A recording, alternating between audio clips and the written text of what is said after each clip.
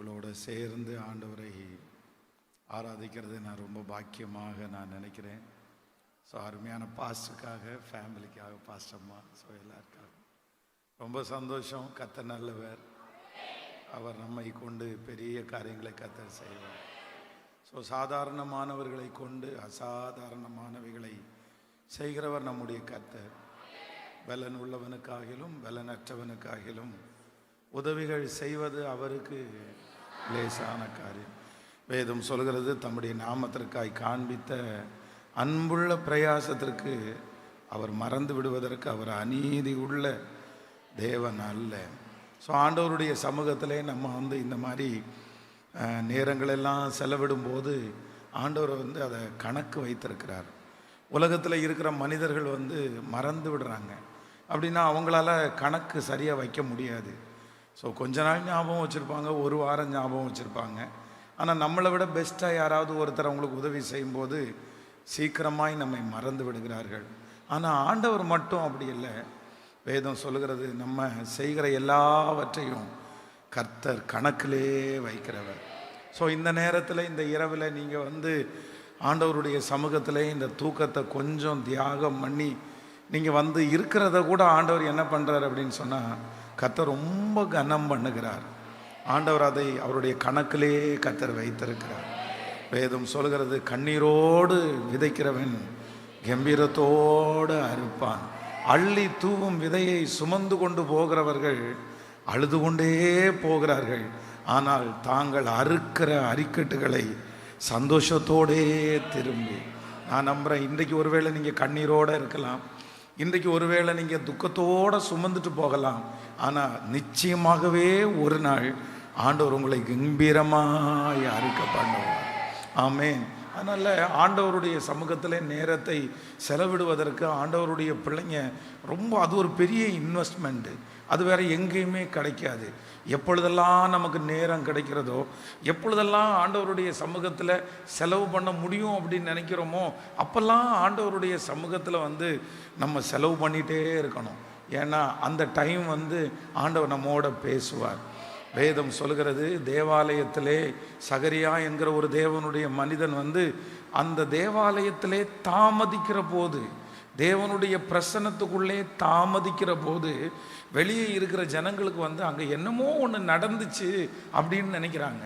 அப்போது ஒன்று நினைத்து கொள்ளுங்கள், தேவ சமூகத்தில் நம்ம எப்பொழுதெல்லாம் ஒரு தேவனுடைய பிள்ளை தேவ சமூகத்தில் தாமதிக்கிறார்களோ, லேட் பண்ணுறாங்களோ, அப்பொழுதெல்லாம் ஒரு அற்புதம் உங்களுக்கு நிச்சயமாகவே நடக்கும். நம்ம நிறைய நேரத்தில் பார்த்தீங்க அப்படின்னு சொன்னால், எங்கே போனாலும் நம்ம அவசரப்படுறதில்லை. பாருங்கள், ஒரு டிவி பார்க்குறதுனா நிறைய பேர் அவசரப்பட மாட்டாங்க.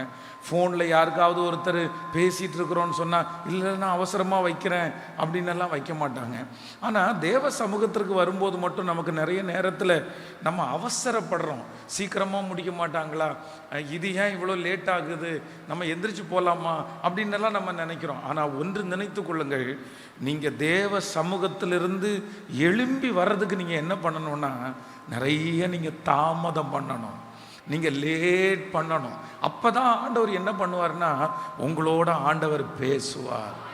நீங்கள் எந்த அளவிற்கு வாஞ்சையாக இருக்கிறீர்களோ அந்த அளவிற்கு கர்த்தர் உங்களுக்கு தருவேன் என்று வாக்கு கொடுக்கிறார்.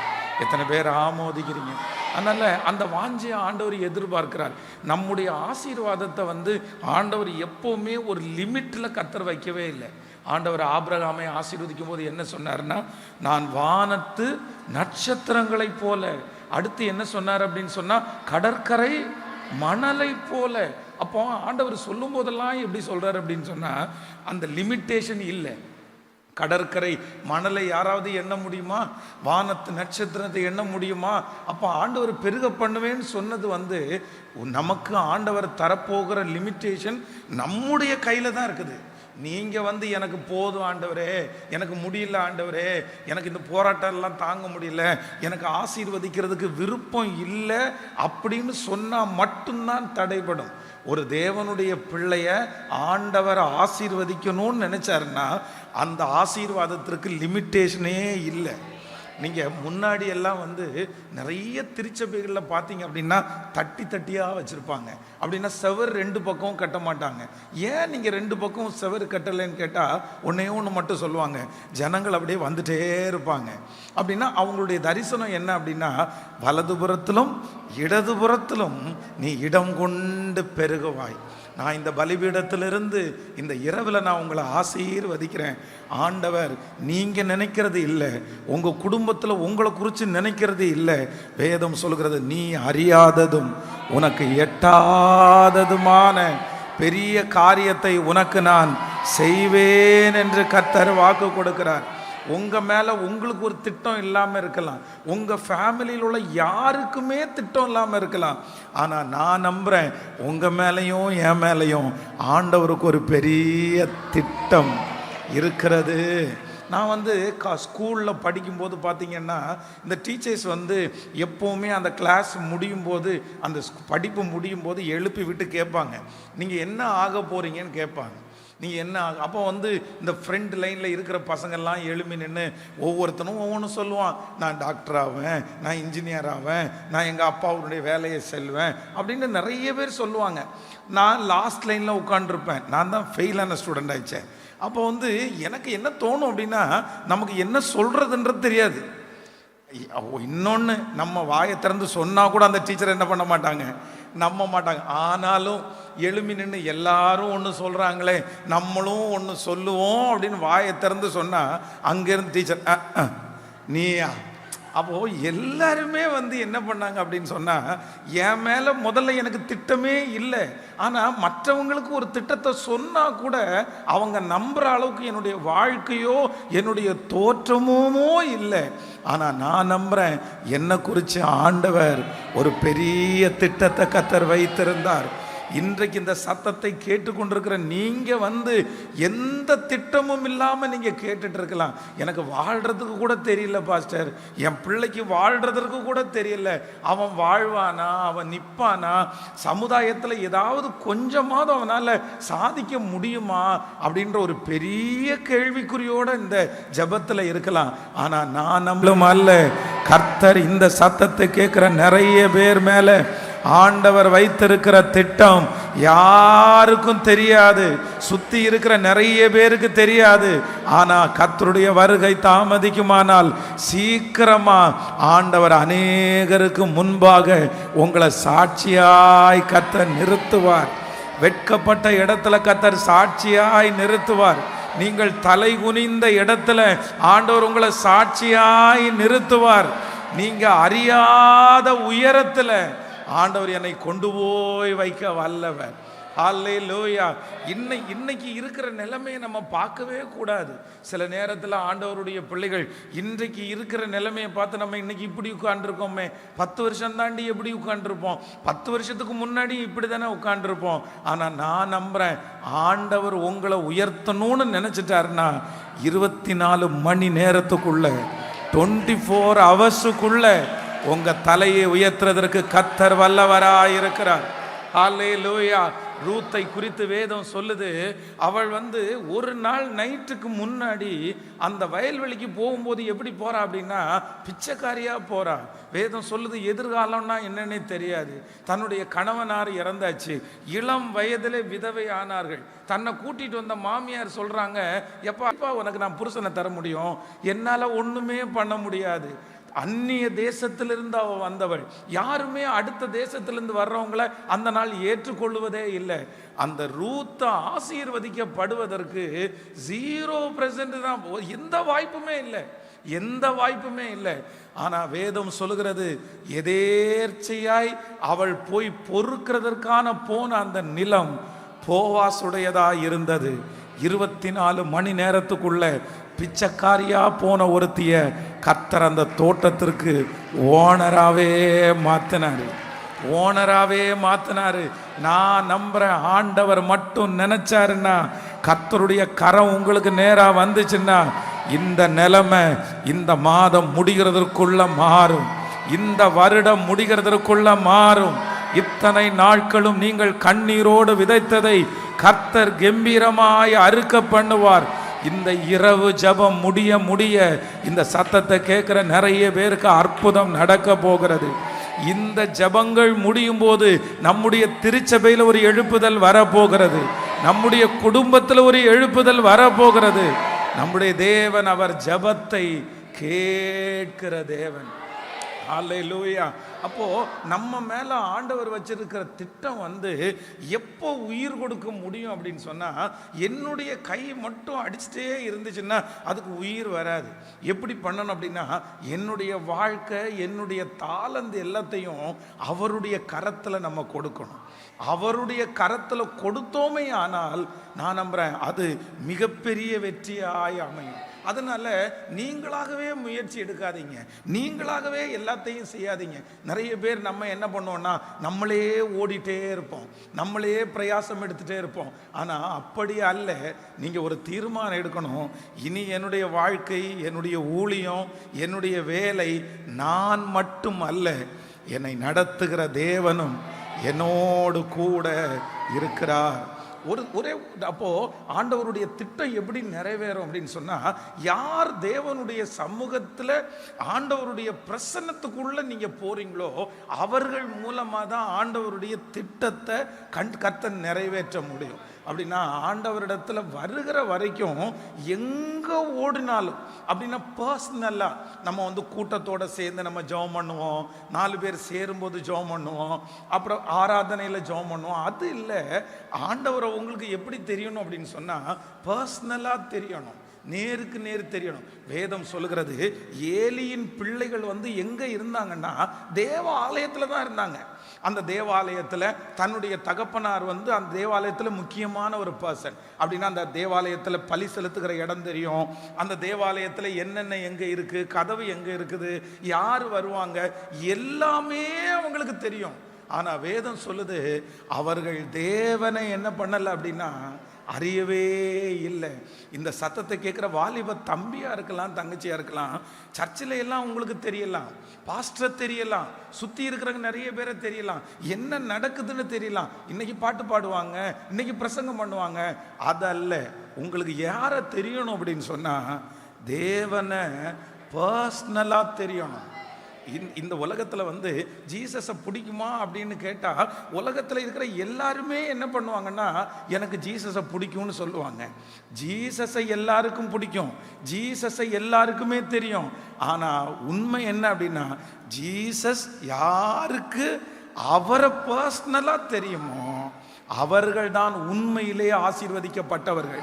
அப்போ ஒன்று நினைச்சுக்குங்க, அவருக்கு உங்களை தெரியுமா, உங்க பேர் சொன்னா தெரியுமா, நீங்க போய் நிற்கிறீர்களா, அந்த அளவிற்கு ஐக்கியம் என்றைக்கு உங்களுக்குள்ள வருகிறதோ நான் நம்புறேன் நீங்க எதுக்குமே துக்கப்படவே மாட்டீங்க. ஸோ இந்த முழு இரவு ஜெபத்தில் ஃபஸ்ட்டு ஒன்று கேட்க போகிறோம், ஆண்டவரே எனக்கு ஒரே ஒரு கிருபை மட்டும் கொடுங்க ஆண்டவரே, நான் உங்களோட நெருக்கமாக நான் வாழணும் ஆண்டவரே. பாருங்க, அவ்வளவு நாட்கள் பெரும்பாடுள்ள ஸ்திரீ தன்னுடைய பலமெல்லாம் அவங்களுக்கு போயிருச்சு. அப்படின்னா மருத்துவர்களால் ரொம்ப கஷ்டப்பட்டுட்டாங்க, இனி அவங்களுக்கு வழியே இல்லை. அப்போது பெரும்பாடு அப்படின்றது ரொம்ப கஷ்டமான ஒரு வியாதி. அவங்களுடைய சரீரத்தில் இருக்கிற மொத்த ரத்தத்தையும் அவங்களுக்கு போயிடுச்சு. அப்படின்னா அந்த உடம்பு எப்படி இருக்குன்னா வெறும் கூடு மாதிரி இருக்கு, அப்படியே தள்ளுனா விழுந்துருவாங்க. அந்த பலவீனத்தோட ஆண்டவரை தொடுறது அப்படின்றது அவ்வளவு சுலபமானது அல்ல, ரொம்ப கஷ்டம். ஏன்னா ஆண்டவரை சுற்றி எல்லாருமே ஆண்கள் தான் இருக்கிறாங்க. ஆண்டவரை பக்கத்தில் நெருங்கிறதுக்கு அவ்வளோ சீக்கிரமாக விட மாட்டாங்க. குருடன் கத்துனதுக்கு அப்புறம் கூட நிறைய பேர் விடல, இல்லை நீங்கள் போங்க அமைதியா இருங்கன்னு தானே சொன்னாங்க. அப்போ ஆண்டவரை நெருங்க விட மாட்டாங்க. ஆனால் அந்த அம்மா எடுத்த ஒரே ஒரு தீர்மானம், என்ன வேணாலும் நடக்கட்டும், எந்த பிரச்சனை வேணாலும் நடக்கட்டும், நான் இன்னைக்கு ஆண்டவருடைய வஸ்திரத்தை நான் தொடுவேன், நான் ஆண்டவரை தொடாம நான் போக மாட்டேன், அவர் என்னை ஆசீர்வதித்தாலே ஒழிய நான் அவரை விடுவது இல்லை, அவர் எருசலேமை ஸ்திரப்படுத்தி பூமியிலே அதை புகழ்ச்சியாக்கும் வரைக்கும் அவரை அமர்ந்திருக்க நான் விட மாட்டேன். எனக்கு இரக்கம் செய்கிற வரைக்கும், என் கணவனாரை தொடுகிற வரைக்கும், என் பிள்ளையுடைய தலையை நிமிர்த்துகிற வரைக்கும், இந்த சூழ்நிலையை கத்தர் மாற்றுகிற வரைக்கும், என் கையை கத்தர் ஆசீர்வதிக்கிற வரைக்கும் நான் அவரை விட மாட்டேன். உலகத்தில் வந்து எல்லாத்துக்கும் உங்களுக்கு ஈஸியாக பாருங்க, நீங்கள் காணிக்க கொடுக்கணும்னு நினைக்கிறீங்கன்னு வச்சிங்களேன், ஈஸியாக ஜோப்லேருந்து நிறைய பேர் தூக்கி கொடுத்துருக்கலாம். இந்த சர்ச்சில் நீங்கள் கூட்டணும்னு நினைக்கிறீங்களான்னு வைங்களேன், நீங்கள் அவ்வளோதான் ஒரு நாள் பாஸ்டர்கிட்ட சொன்னீங்கன்னா வந்து கூட்டுடலாம், எல்லாத்தையும் பண்ணிடலாம். ஆனால் எதுக்கு மட்டும்தான் ரொம்ப கஷ்டம் தெரியுமா? இன்னைக்கு நான் உபவாசம் இருக்கணும், இன்னைக்கு நான் ஜெபம் பண்ணணும், இன்னைக்கு ஒரு 5 மணி நேரம் ஆண்டவருடைய சமூகத்தில் நான் ஸ்பெண்ட் பண்ணணும். இப்படி ஒரு தீர்மானம் எடுக்கும்போது அது நமக்கு ரொம்ப சவாலாக இருக்கும். அப்போ தான் ஏதாவது ஒரு வேலை வரும், அப்போ தான் ஏதாவது ஒரு பிரச்சனை வரும். அப்போ நான் என்ன நம்புகிறேன் அப்படின்னா, சத்துருவுக்கு நல்லா தெரியும் நீங்கள் தேவ சமூகத்தில் முழங்கால் படியிட்டா அற்புதம் நடக்கும்னு தெரியும். நான் நம்புகிறேன், எந்த மனுஷனிடத்துலையும் நீங்கள் போக வேண்டியது இல்லை. காலையிலிருந்து சாயந்தரம் வரைக்கும் எந்த மனுஷனுக்காகவும் நீங்கள் எதிர்பார்த்துட்டு இருக்க வேண்டிய அவசியம் இல்லை.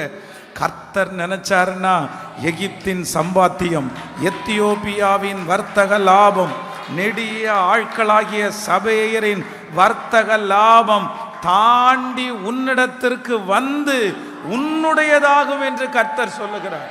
அப்போ ஒரே ஒரு தீர்மானம் தான் எடுக்க போகிறோம். என்ன தீர்மானம் அப்படின்னா, ஆண்டவரே எனக்கு ஒரு கிருபை மட்டும் கொடுங்க, நீர் எனக்கு இந்த காரியத்தை செய்தாலே ஒழிய நான் உம்மை விடுவது இல்லை. எனக்கு தெரியும் நீங்கள் நினச்சிங்கன்னா அது நடக்கும் ஆண்டவரே, நீங்கள் சொன்னீங்கன்னா அது நடக்கும் ஆண்டவரே. நீங்கள் ஒரு பெரிய தீர்மானம் எடுங்க. அப்பா இல்லை, அந்த ஸ்திரீ வந்து வஸ்திரத்தை தொட்டாங்கல்ல, தொட்ட உடனே வேதம் சொல்லுது ஆண்டவரிடத்திலிருந்து வல்லமை புறப்பட்டது. புறப்பட்டுச்சா? எத்தனையோ பேர் ஆண்டவரை ஒரு உரசுனாங்க, இடிச்சாங்க. ஆனா வேதம் சொல்லுது இந்த சகோதரி சகல தடைகளையும் தாண்டி ஆண்டவரை தொட்டதுனால கர்த்தர் வெறுமையை அனுப்பவே இல்லை. நான் இந்த பலிபீடத்திலிருந்து உங்களை ஆசீர்வதிக்கிறேன். இந்த இரவு ஜபங்கள் இத்தனை நாட்களும் பண்ணிட்டு இருக்கீங்கல்ல, கர்த்தர் நம்முடைய ஜபத்தை கேட்கிறார். உங்க கண்ணீரை கர்த்தர் பார்க்கிறார், உங்க அங்கலாய்ப்பை கர்த்தர் பார்க்கிறாரு. அது எத்தனை வருடத்தினுடைய கட்டுகளா இருந்தாலும், அது எத்தனை வருடத்தினுடைய பிரச்சனையா இருந்தாலும், அவருடைய வஸ்திர தொங்கல் நம்முடைய ஆலயத்தை நிரப்பிக் கொண்டே இருக்கிறது. அவருடைய வஸ்திர தொங்கல் இன்றைக்கு உங்களுடைய தலையின் மேல் அப்படியே பட்டு கொண்டிருக்கிறது. நான் நம்புறேன், இந்த ஜபங்கள் முடிகிறதற்குள்ள அந்த அற்புதத்தை நம்முடைய கண்ணால நம்ம காண்போம். நம்புறவங்க கரங்களை தட்டி அவருக்கு ஹalleluya ஹalleluya ஹalleluya ஆமென் ஹalleluya. நான் நம்புவேன், ஆண்டவருடைய பிள்ளைகளே, என்ன ஒண்ணுமே உயர்த்தல. ஊழியத்திற்கு வரும்போது வந்து எதுவுமே தெரியாது. பைபிள் காலேஜில் வந்து பார்த்தீங்க அப்படின்னு சொன்னால் வாரத்திற்கு ஒரு நாள் வந்து சிங் சாங் சர்வீஸ் வைப்பாங்க. அப்படின்னா அங்கே இருக்கிற ஸ்டூடெண்ட் வந்து பாடுறதுக்காக ஒரு போட்டி வைப்பாங்க. என் கூட படித்த எல்லாருமே வந்து அந்த சனிக்கிழமையான புதிய பாடலெல்லாம் பாட ஆரம்பிச்சிருவாங்க. ஆனால் எனக்கு பாடவே தெரியாது. நான் 3 வருஷம் பைபிள் காலேஜ் படித்தேன். 3 வருஷமும் ஒரே பாட்டு மட்டும்தான் பாடியிருக்கிறேன். அதுக்கு மேலே எனக்கு பாடவே தெரியாது. எப்படி ஊழியம் செய்வோம் என்கிற நம்பிக்கை கூட எனக்கு இல்லை. ஆனால் ஒன்று நான் நம்பினேன், கர்த்தர் என்னுடைய முழங்கால்களை பலப்படுத்தினார். யாருக்கும் தெரியாம மொட்டை மாடியில் போய் சிமெண்ட் தரைக்கு மேலே முழங்கால் படியிட்டு, ஆண்டவரே எனக்கு அப்பா நீங்கள் தான், எனக்கு அம்மா நீங்கள் தான், எனக்கு டீச்சர் நீங்கள் தான், எனக்கு ஒன்றும் தெரியாது, என்னை ஆசீர்வதிக்கிறதுக்கு உங்களால் மட்டும்தான் முடியும்னு ஜெபம் பண்ணேன். இன்னைக்கு பார்த்தீங்கன்னா அன்றைக்கு போட்ட முழங்காலுக்கு இன்றைக்கு நான் கண்கூடா ஆண்டவருடைய ஆசீர்வாதத்தை பார்க்குறேன். ஆண்டவருடைய பிள்ளையே, கர்த்தர் இங்கே இருக்கிற யாரோ ஒருத்தரை பார்த்து சொல்கிறாரு, மகளே நீ எங்கேயும் போக வேண்டாம், மகனே நீ எங்கேயும் போக வேண்டாம், அவரால் செய்ய முடியாத அதிசயமான காரியம் என்று ஒன்று உண்டோ. அப்படியே தீவிரமா விடாப்புடியா மனசார, ஆண்டவரே எனக்கு வேற ஒரு வழியும் இல்லை, நான் இனி இந்த காரியத்திற்காக எந்த மனுஷனிடத்திலையும் போய் நிற்க மாட்டேன், ஒரு ஆண்டவருடைய பிள்ளைங்க மனுஷனிடத்துல போய் நிற்கிறத நீங்க ரொம்ப வெக்கமா நீங்க நினைக்கணும். எப்பவுமே மனுஷனிடத்துல நீங்க போய் நிற்கவே கூடாது. சிலர் உங்களுக்கு பார்த்தீங்கன்னா நன்மையே செய்ய மாட்டாங்க. அவங்களுக்கு காசு இருக்கும், ஹெல்ப் பண்ண மாட்டாங்க. அவங்க ஒரு ஃபோன் பண்ணி சொன்னா அற்புதம், ஒரு ஃபோன் பண்ணி சொன்னா அந்த இடத்துல ஒன்று கிடைக்கும், ஆனால் சொல்ல மாட்டாங்க. ஒன்று நீங்க நினைச்சுக்குங்க, யார் உங்களுக்கு ஹெல்ப் பண்ணலையோ, யார் உங்களுக்கு உதவி செய்யறதுக்கு மாட்டேன்னு சொல்றாங்களோ அதை குறித்து நீங்க கொஞ்சம் கூட கவலைப்படாதீங்க. ஏன் அப்படி நடக்குது அப்படின்னா, உங்களுக்கு கர்த்தரே அற்புதம் செய்யணும்னு நினைக்கிறார், ஆண்டவரே செய்யணும்னு நினைக்கிறாரு. அந்த மனுஷனுடைய கைகள் அடைக்கப்பட்டதற்கு காரணம் உங்களுக்கு உதவி செய்ய வேண்டாம் என்பதற்காக அல்ல.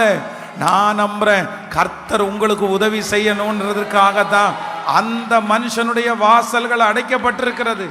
அப்போ மனுஷன் உங்களுக்கு செஞ்சான்னா என்ன பண்ணுவான் அப்படின்னா, எல்லாருக்குமே சொல்லி காமிப்பான். நான் தான் உயர்த்தினேன், நான் தான் ஃபோன் பண்ணேன், நான் தான் சேர்த்து விட்டேன், நான் தான் கடனில் ஹெல்ப் பண்ணுவேன் அப்படின்னு. ஆனால் நான் நம்புறேன், ஆண்டவர் என்ன நினைக்கிறார் அப்படின்னா, என் பிள்ளை மகிமைப்படுத்தினா கர்த்தரை மட்டும்தான் மகிமைப்படுத்தணும்.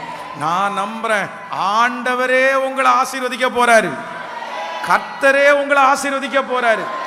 நீங்க சொல்லலாம், என்னிடத்துல என்ன இருக்குது? வேதம் சொல்லுது, அந்த ஊழியக்காரனுடைய தீர்க்கதரிசியினுடைய மனைவி என்ன சொல்றாங்க அப்படின்னு சொன்னா, ஐயா எங்களுடைய கணவனார் உண்மையா ஊழியம் செஞ்சாரு, நல்ல ஊழியக்காரரு, ஆனா நிறைய கடன் வாங்கிட்டு போயிட்டாருங்க, எனக்கு அந்த கடனை கட்ட முடியல. அந்த கடன்காரங்க எல்லாம் என்னிடத்துல பிள்ளைகளை விலைக்கு கேட்குறாங்க, நான் என்ன பண்றது, நான் என்ன பண்றது? ஒருவேளை இந்த தாயார் என்ன நினைச்சுக்கலாம்னா, அங்க போ, கொஞ்சம் காசு இருக்கு, அதை எடுத்துட்டு போ அப்படின்னு சொல்லுவாருங்க. ஆனா இந்த ஊழியக்காரர் என்ன கேட்கிறார் அப்படின்னா, உன்னிடத்தில் நான் ஒன்றும் இல்லைன்னு தானே உங்கள்கிட்ட வந்திருக்கிறேன், நான் இருந்தா உங்கள்கிட்ட ஏன் வர்றேன்? அப்ப அந்த அம்மா சொல்லுது, எங்கிட்ட என்ன இருக்கா, எங்கிட்ட என்ன இருக்கா? அப்போ அவங்க சொல்றாங்க, ஒரு குடம் எண்ணெய் அல்லாமல் வேறு. அப்போ தீர்க்கதரிசி சொல்றாரு, அந்த ஒரு குடம் எண்ணெய் போதும், அந்த ஒரு குடம் எண்ணெய் போதும். அந்த எண்ணெயை எடுத்து பக்கத்தில் இருக்கிற நிறைய பேரிடத்துல வெறும் பாத்திரங்களை கொண்டு வந்து ஊற்றுன்னு சொன்னாங்க. நான் நம்புறேன், கடன் முடிகிறது வரைக்கும் அந்த எண்ணெய் அந்த அம்மாவுக்கு போதுமானதா இருந்துச்சா? நான் நம்புறேன், நீங்க யார்கிட்டையும் கை கட்டி நிற்க வேண்டாம், நீங்க யார்கிட்டையும் போக வேண்டாம். கர்த்தர் உங்க கையை பிளஸ் பண்ண போறாரு, உங்க தொழிலை கர்த்தர் ஆசீர்வதிக்க போறாரு, உங்க கையின் பிரயாசத்தை ஆசீர்வதிக்க போறாரு. உங்க வீட்டிலிருந்து ஒரு பிள்ளையை எழுப்பி கர்த்தர் ராஜாக்களோட உட்கார வைக்க போறாரு. இது தீர்க்க தரிசனமான வார்த்தை. உங்க வீட்டிலிருந்து கர்த்தர் ஒருத்தரை எழுப்பி, கர்த்தர் உங்க முழு தேவையும் சந்திச்சு, அற்பமா நினைச்சவங்களுக்கு முன்னாடி, ஹல்லேலூயா, ஆமென். யாபேசை அவருடைய தாய் பெற்றெடுக்கும் போது வேதம் சொல்லுகிறார், துக்கத்தோடு பெற்றெடுக்கிறாள். அப்படின்னா ஏன் நீயும் பிறந்த, எதுக்கு நீயும் பிறந்த? ஏற்கனவே பிறந்த பிள்ளைங்க எல்லாம் கஷ்டப்படுறாங்க, நீயும் இப்படி ஒரு பிறவி வேணுமா? ஆனா வேதம் சொல்லுது, கர்த்தர் யாபேசை ஆண்டவர் ஆசீர்வதித்தார்.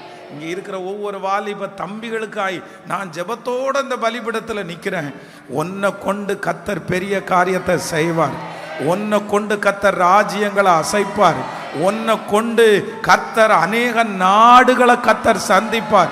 இந்த திருச்சபையில் இருந்து இந்த ஆல் நைட் பிரேயருக்கு பிற்பாடு நிறைய சுவிசேஷகர்கள் எழும்புவார்கள், ஊழியக்காரர்கள் எழும்புவார்கள், தேசத்தை கலக்கிறவர்கள் எழும்புவார்கள். இந்த திருச்சபையிலிருந்து எழும்புகிறவர்கள் பல தேசத்திலே ஆசீர்வதிக்கப்பட்ட பிள்ளைகளாய் நம்புறவங்க கையை மேல தட்டி, அது முதல்ல உங்க குடும்பத்தில் ஆரம்பிக்கட்டும், இந்த ஜெபத்தில் இருக்கிறவங்களுடைய குடும்பத்தில் ஆரம்பிக்கட்டும். ஆமென், ஹல்லேலூயா. மனசை தளரவே விடாதீங்க, மனசை தளரவே விடாதீங்க. சிலர் ரொம்ப வேகமாக ஓடுவாங்க, அப்படியே நீங்க 10 வருஷம் ஓடி இருப்பீங்க, ஒண்ணுமே இருந்திருக்காது. ஆனா அவங்க 2 வருஷம் ஓடி இருப்பாங்க, பெரிய காரியத்தை அச்சீவ் பண்ணியிருப்பாங்க. ஐயோ ஆண்டவரே, இவங்கெல்லாம் வேகமா ஓடுறாங்களே, இவங்கெல்லாம் முன்னாடி ஓடுறாங்களே, நான் ஏன் இவ்வளோ பின்னாடி கிடக்கிறேன், நான் இனி போனா எப்படி நான் வெற்றி அடைவேன்? ஒன்று நினச்சிக்குங்க, நீங்கள் ரொம்ப கவனமாக கேளுங்க. ஆண்டவர் உங்களை ஆசீர்வதிப்பாரே, ஆனால் அவங்க 15 வருஷம் ஓடுறத கர்த்தர் 5 வருஷத்திலேயே உங்களுக்கு மீட்டு தருவதற்கு வல்லவராய் இருக்கிறார். ஆமேன். நீங்க லேட்டா ஓடுகிறத குறித்து கவலையே பட வேண்டாம். ஆண்டவர் ஒரு நாள் ஸ்பீட் பண்ணுவார். அவர்களை பார்க்கலும் ஆண்டவர் உங்களை முன்னாடி வைப்பார். ஆமேன். கையை அப்படியே மேலே உயர்த்தி ஆண்டவரிடத்துல சொல்லுங்க, நான் உங்களை உறுதியா பற்றி பிடிக்கணும். நீங்க எனக்கு வேணும் ஆண்டவரே, நீங்க எனக்கு வேணும் ஆண்டவரே. ஒரு எருசலேமை ஸ்திரப்படுத்துகிற வரைக்கும், ஒரு வெற்றியை பார்க்கிற வரைக்கும், இந்த மாற்றம் பார்க்கிற வரைக்கும் அந்த மகிமை என்ன தொடரணும், அந்த பிரசன்னம் என்ன தொடரணும். உங்களோட நான் ஒன்னாகணும். கிருபை உண்டாகட்டும்பா. சொல்லுங்க, கிருபை உண்டாகட்டும், கிருபை உண்டாகட்டும். நன்றி ஆண்டவரே, நன்றி நன்றி நன்றி நன்றி நன்றி அப்பா, நன்றி நன்றி அப்பா, நன்றி அப்பா, நன்றி அப்பா. அல்லேலூயா. ஸோ ஃபஸ்ட்டு நம்ம முதல்ல முக்கியத்துவப்படுத்துறது என்ன அப்படின்னு சொன்னால், ஆண்டவரே நான் உங்களோட நெருக்கமான ஒரு உறவுக்குள்ள வேற எதுவுமே நீங்கள் யோசிக்கவே வேண்டாம். அதான் நான் நேற்றைக்கு கூட இந்த சம்பவத்தை சொன்னேன்.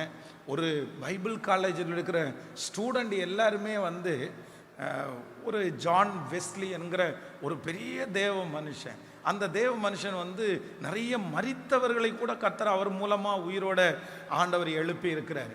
அவர் பிரசங்கத்தில் லட்சக்கணக்கான ஜனங்கள் ஆசீர்வதிக்கப்பட்டிருக்கிறாங்க. அப்போது அந்த மனுஷன் இறந்து போன உடனே அவர் படித்த இடம், அவர் ஜோம் பண்ண இடம், அவர் சாப்பிட்ட இடம், அவர் தங்கின இடம், இது எல்லாத்தையுமே ஒரு பைபிள் காலேஜ் ஸ்டூடெண்டோடு சேர்ந்து அவங்க பார்க்கறதற்காக போனாங்க. அப்போ அங்கே போகும்போது ஒவ்வொன்றா காமிச்சாங்களாமா. இந்த மாதிரி ஜான் வெஸ்லி சாப்பிட்ட இடம் இதுதான், ஜான் வெஸ்லி தூங்கின இடம் இதுதான், ஜான் வெஸ்லி பைபிள் படித்த இடம் இதுதான், நிறைய இடம் காமிச்சு கடைசியில் ஒரு இடத்துல ஜான் வெஸ்லி பர்சனலாக ஆண்டவரோட ஜோம் பண்ண ஒரு இடம் அப்படின்னு ஒன்று காமிச்சாங்க.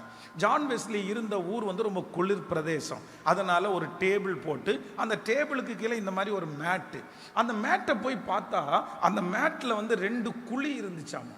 அந்த மேட்டில் ஒரு உடனே அந்த ஸ்டூடெண்ட் எல்லாம் பார்த்து அவங்கள கூட்டிகிட்டு போனவங்கள்ட்ட கேட்டாங்களாமா, இந்த மேட்டில் இந்த 2 குழி இருக்குதுல்ல, இது என்னன்னு கேட்டபோது அவர் சொன்னாராமா, ஜான் வெஸ்லி டெய்லி இந்த மேட்டு மேலே பல மணி நேரங்கள் முழங்காலில் நிற்பார். அவரை முழங்கால்லேருந்து அவர் எழும்பவே மாட்டார். அவர் முழங்காலில் நின்று நின்று நின்று நின்று அந்த 2 இடமும் குழியாக மாறிடுச்சு அப்படின்னு சொன்னாங்களாமா. அப்போ அத்தனை ஸ்டூடெண்ட் ஐயோ அப்படியா, இவ்வளோ பெரிய ஜெப வீரனா, இவ்வளோ பெரிய தேவ மனுஷனா அப்படின்னு சொல்லிட்டு அத்தனை பேரும் போய் அவ்வளோதான் கிளம்புறதுக்காக பைபிள் காலேஜ் போய் வண்டியில் ஏறிட்டாங்க, பஸ்ஸில் ஏறிட்டாங்க. அப்போ அந்த பஸ்ஸில் ஏறும்போது அவங்கள கூட்டிகிட்டு வந்த நபர் எல்லாரும் ஏறியாச்சப்பா 1 2 3 சொல்லுங்க அப்படின்னு சொன்னால் ஒரு ஸ்டூடெண்ட்டை மட்டும் காணோம்.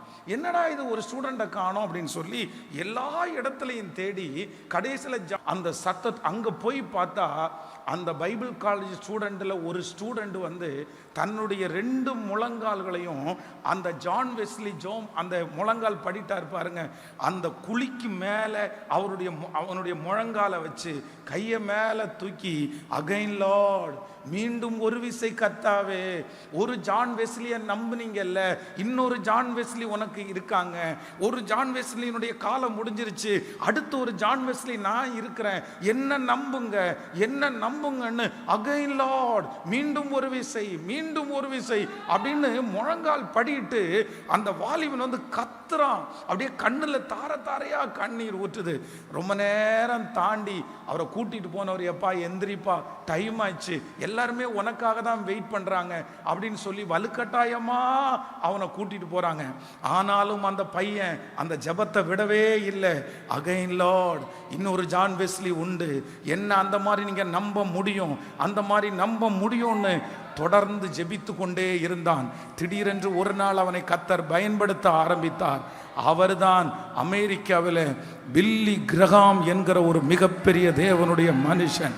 ஒரு விசை அமெரிக்காவில் எலெக்ஷன் வைக்கும்போது எந்த ஓட்டும் இல்லாமல் அந்த எலெக்ஷனில் அவன் அந்த மனுஷனை தலைவராய் தேர்ந்தெடுக்கிற அளவுக்கு உயர்ந்துட்டாராமா.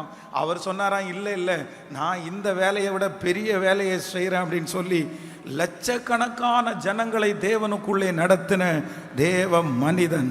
நான் நம்புறேன், ஜெபிக்கிறவன் ஒரு நாளும் தோற்று போவது இல்லை. ஆண்டவரோட இந்த காலத்தில் ஆண்டவர் தேடுறாரு. தாளந்துள்ளவங்களை ஆண்டவர் தேடுறாருன்னு நான் சொல்ல மாட்டேன். படித்தவங்க யார் அப்படின்னு தேடுறாங்கன்னு சொல்ல மாட்டேன். ஆனால் நான் நம்புகிறேன், ஒரு கூட்டத்தை கர்த்தர் தேடுறாரு. அவரோட டைம் ஸ்பெண்ட் பண்ணுறவங்களை, அவரோட நேரம் செலவு பண்ணுறவங்களை நான் நம்புகிறேன். அவர்களுக்கு அவரே கற்றுக் கொடுப்பார். எல்லாத்தையும் அவரே சொல்லி தருவார். நீங்கள் எதுக்குமே யோசிக்க வேண்டாம். உங்களுக்காய் திறக்கப்படுகிற வழி அவராலே திறக்கப்படும். ஆமோதிக்கிறீங்களா?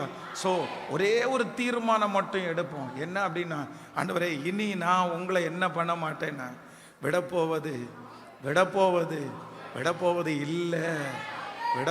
இல்லை. ஆமேன்.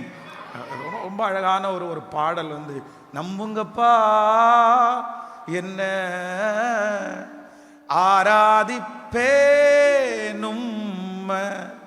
நம்புங்கப்பா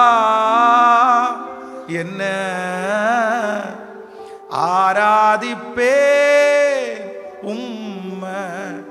உங்க பிள்ளனா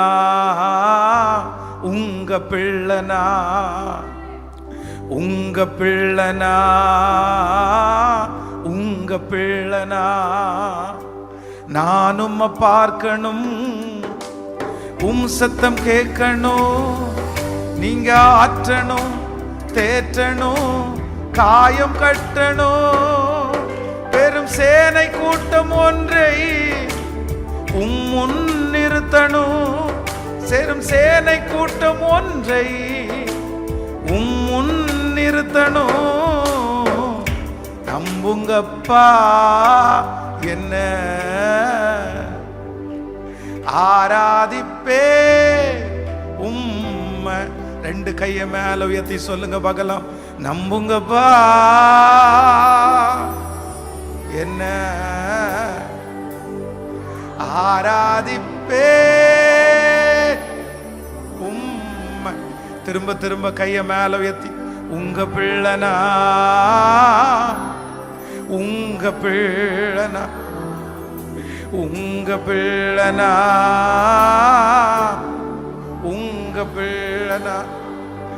நானும் பார்க்கணும், சத்தம் கேட்கணும், நீங்க ஆற்றணும், தேற்றணும், காயம் கட்டணும். பெரும் சேனை கூட்டம் ஒன்றை முன் நிறுத்தணும். பெரும் சேனை கூட்டம் ஒன்றை முன் நிறுத்தணும். நம்புங்கப்பா என்ன ஆராதிப்பேன். திரும்ப திரும்ப கை வலிச்சா கூட பரவாயில்ல. ஆண்டவர் நிறைய பேரை நம்ப போற இல்ல. எனக்கு நீ யாரும் இல்லைனாலும் பரவாயில்ல, யாரும் இல்லைனாலும் பரவாயில்ல. என் கையை ஓங்க பண்ணுகிற ஒருவர் இருக்கிறார். என் தலையை நிமிர பண்ணுவர் ஒருவர் இருக்கிறார். என்னை அலங்கரிக்கிற ஒருவர் இருக்கிறார். நான் அந்தரங்கத்தில் வடிக்கிற கண்ணீரை பார்க்கிற ஒருவர் இருக்கிறார். சொல்லுவோமா? நம்புங்கப்பா என்ன ஆராதிப்பே உம்மை. காலம் கனவாய் நினைவாய் போனதே, நாட்களும் நிழலாய் நிஜமாய் போனதே. காலம் கனவாய் நினைவாய் போனதே, நாட்களும் நிழலாய் நிஜமாய் போனதே. நீர் கொஞ்சம் நினைத்தால் நானும் வாழ்ந்து காட்டுவேன். நீர் கொஞ்சம் நினைத்தால் நானும் வாழ்ந்து காட்டுவேன். என்னை மறந்தால் புகலிடம் எங்கு தேடுவேன்? என்னை மறந்தால் புகலிடம் எங்கு தேடுவேன்? இப்ப சொல்லுங்க, உங்க பிள்ளனா, உங்க பிள்ளனா, உங்க பிள்ளனா, உங்க பிள்ளனா. நானும் பார்க்கணும், சத்தம் கேட்கணும், நீங்க ஆற்றணும், தேற்றணும், காயம் கட்டணும். பெரும் சேனை கூட்டம் ஒன்றை உம்முள் நிறுத்தணும். பெரும் சேனை கூட்டம் ஒன்றை உம்முள் நிறுத்தணும். நம்புங்கப்பா, என்ன ஆராதிப்பே. இந்த கூட்டத்தில் யாரையோ ஒருவர் ஆண்டவர் தேடி வந்திருக்கிறார். இந்த கூட்டத்தில் ஆண்டவர் ஒருத்தரை தேடி வந்திருக்கிறாரு. இன்னைக்கு அவங்க சாதாரணமானவங்களா இருக்கிறாங்க, இன்னைக்கு ஒதுக்கப்பட்டவங்களா இருக்கிறாங்க, இன்னைக்கு அவங்கள குறிச்சு அவங்களுக்கு நிறைய கில்ட்டி, நிறைய தாழ்வு மனப்பான்மை. ஆனா ஆண்டவர் சொல்றாரு, இல்ல, நீ என் சார்பில் மட்டும் வருவாயானால், நீ என்னோடு நேரத்தை செலவிடுவாயானால், உன் வம்சத்திலே இருக்கிற அத்தனை பேரை காட்டிலும், உன் குடும்பத்தில் இருக்கிற அத்தனை பேரை காட்டிலும் தலை நிமிர பண்ணுகிற ஒரு தேவன். ஹல்லேலூயா, ஹல்லேலூயா, ஆமென். வேதம் சொல்லுது, தாவீதா அவங்க அப்பா நம்பல, தாவீத ஒரு பெரிய பொருட்டாவே எடுக்கல. அந்த நாட்டினுடைய ராஜாவை தெரிந்து கொள்றதுக்காக வந்து நிற்கும் போது தாவீத சின்ன பையன், தாவீதற்கு ஒன்றும் தெரியாது. ஆனா வேதம் சொல்லுது, வனாந்தரத்துல ஆண்டவரோட நடந்ததுனால அந்த ஜனங்களுக்கு ராஜாவாய் கர்த்தர் அபிஷேகம் பண்ணினார். நான் நம்புறேன், யாருமே நம்மளை அங்கீகரிக்க வேண்டியதில்லை. ஆனா ஆண்டவரோட நான் இருந்தேன்னா ஒரு நாள் எல்லாரும் என்னை அங்கீகரிக்கிற அளவிற்கு கர்த்தர் என்னை கொண்டு வந்து விடுவார். விசுவாசிக்கிறீங்களா? மலை மேல் இருக்கிற பட்டணம் மறைந்திருக்க மாட்டாது, மறைந்திருக்க மாட்டாது. ஒரு நாள் ஆண்டவர் உங்களை வெளியே கொண்டு வருவார், வெளியே கொண்டு வருவார். நீங்க அந்தரங்கத்தில் வடிக்கிற கண்ணீரை கர்த்தர் வெளியரங்கமாய் பதிலாய் கர்த்தர் கொண்டு வருவார். யாருக்கும் தெரியாம அழுகிற அழுக நான் நம்புறேன் ஆசீர்வாதமா அமையும். எந்தெந்த திருவிழெல்லாம் அழுதுட்டே நடக்கிறீங்களோ, மற்றவங்க வருத்தப்படுத்தும் போது, சில நேரத்தில் ஆண்டவர் நம்மளை ரொம்ப தனிமைப்படுத்தும் போது நீங்க சோர்ந்து போயிடக்கூடாது, நீங்க மனசை தளர விடக்கூடாது, நீங்க கேள்வி கேட்கக்கூடாது.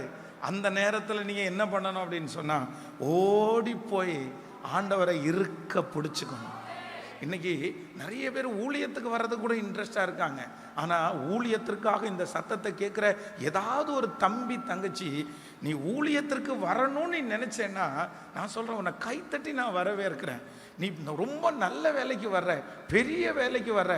ஆனால் ஒன்று, நீ தாளந்தில் கட்டணும்னு நினைக்காதீங்க, கிஃப்டில் கட்டணும்னு நினைக்காதீங்க, வசதியில் ஊழியத்தை கட்டணும்னு நினைக்காதீங்க, என்ன கை நீட்டினோட அதெல்லாம் நினைக்காதீங்க. உங்களுடைய பேஸ் எது தெரியுமா? உங்களுடைய அஸ்திவாரம் என்னவா இருக்கணும்னா, நீ ஜெபத்தில் மட்டும் ஊழியத்தை கட்ட ஆரம்பிச்சிட்டேன்னா அந்த ஊழியத்தை ஒருத்தராலும் இடிக்கவே முடியாது, அழிக்கவே முடியாது.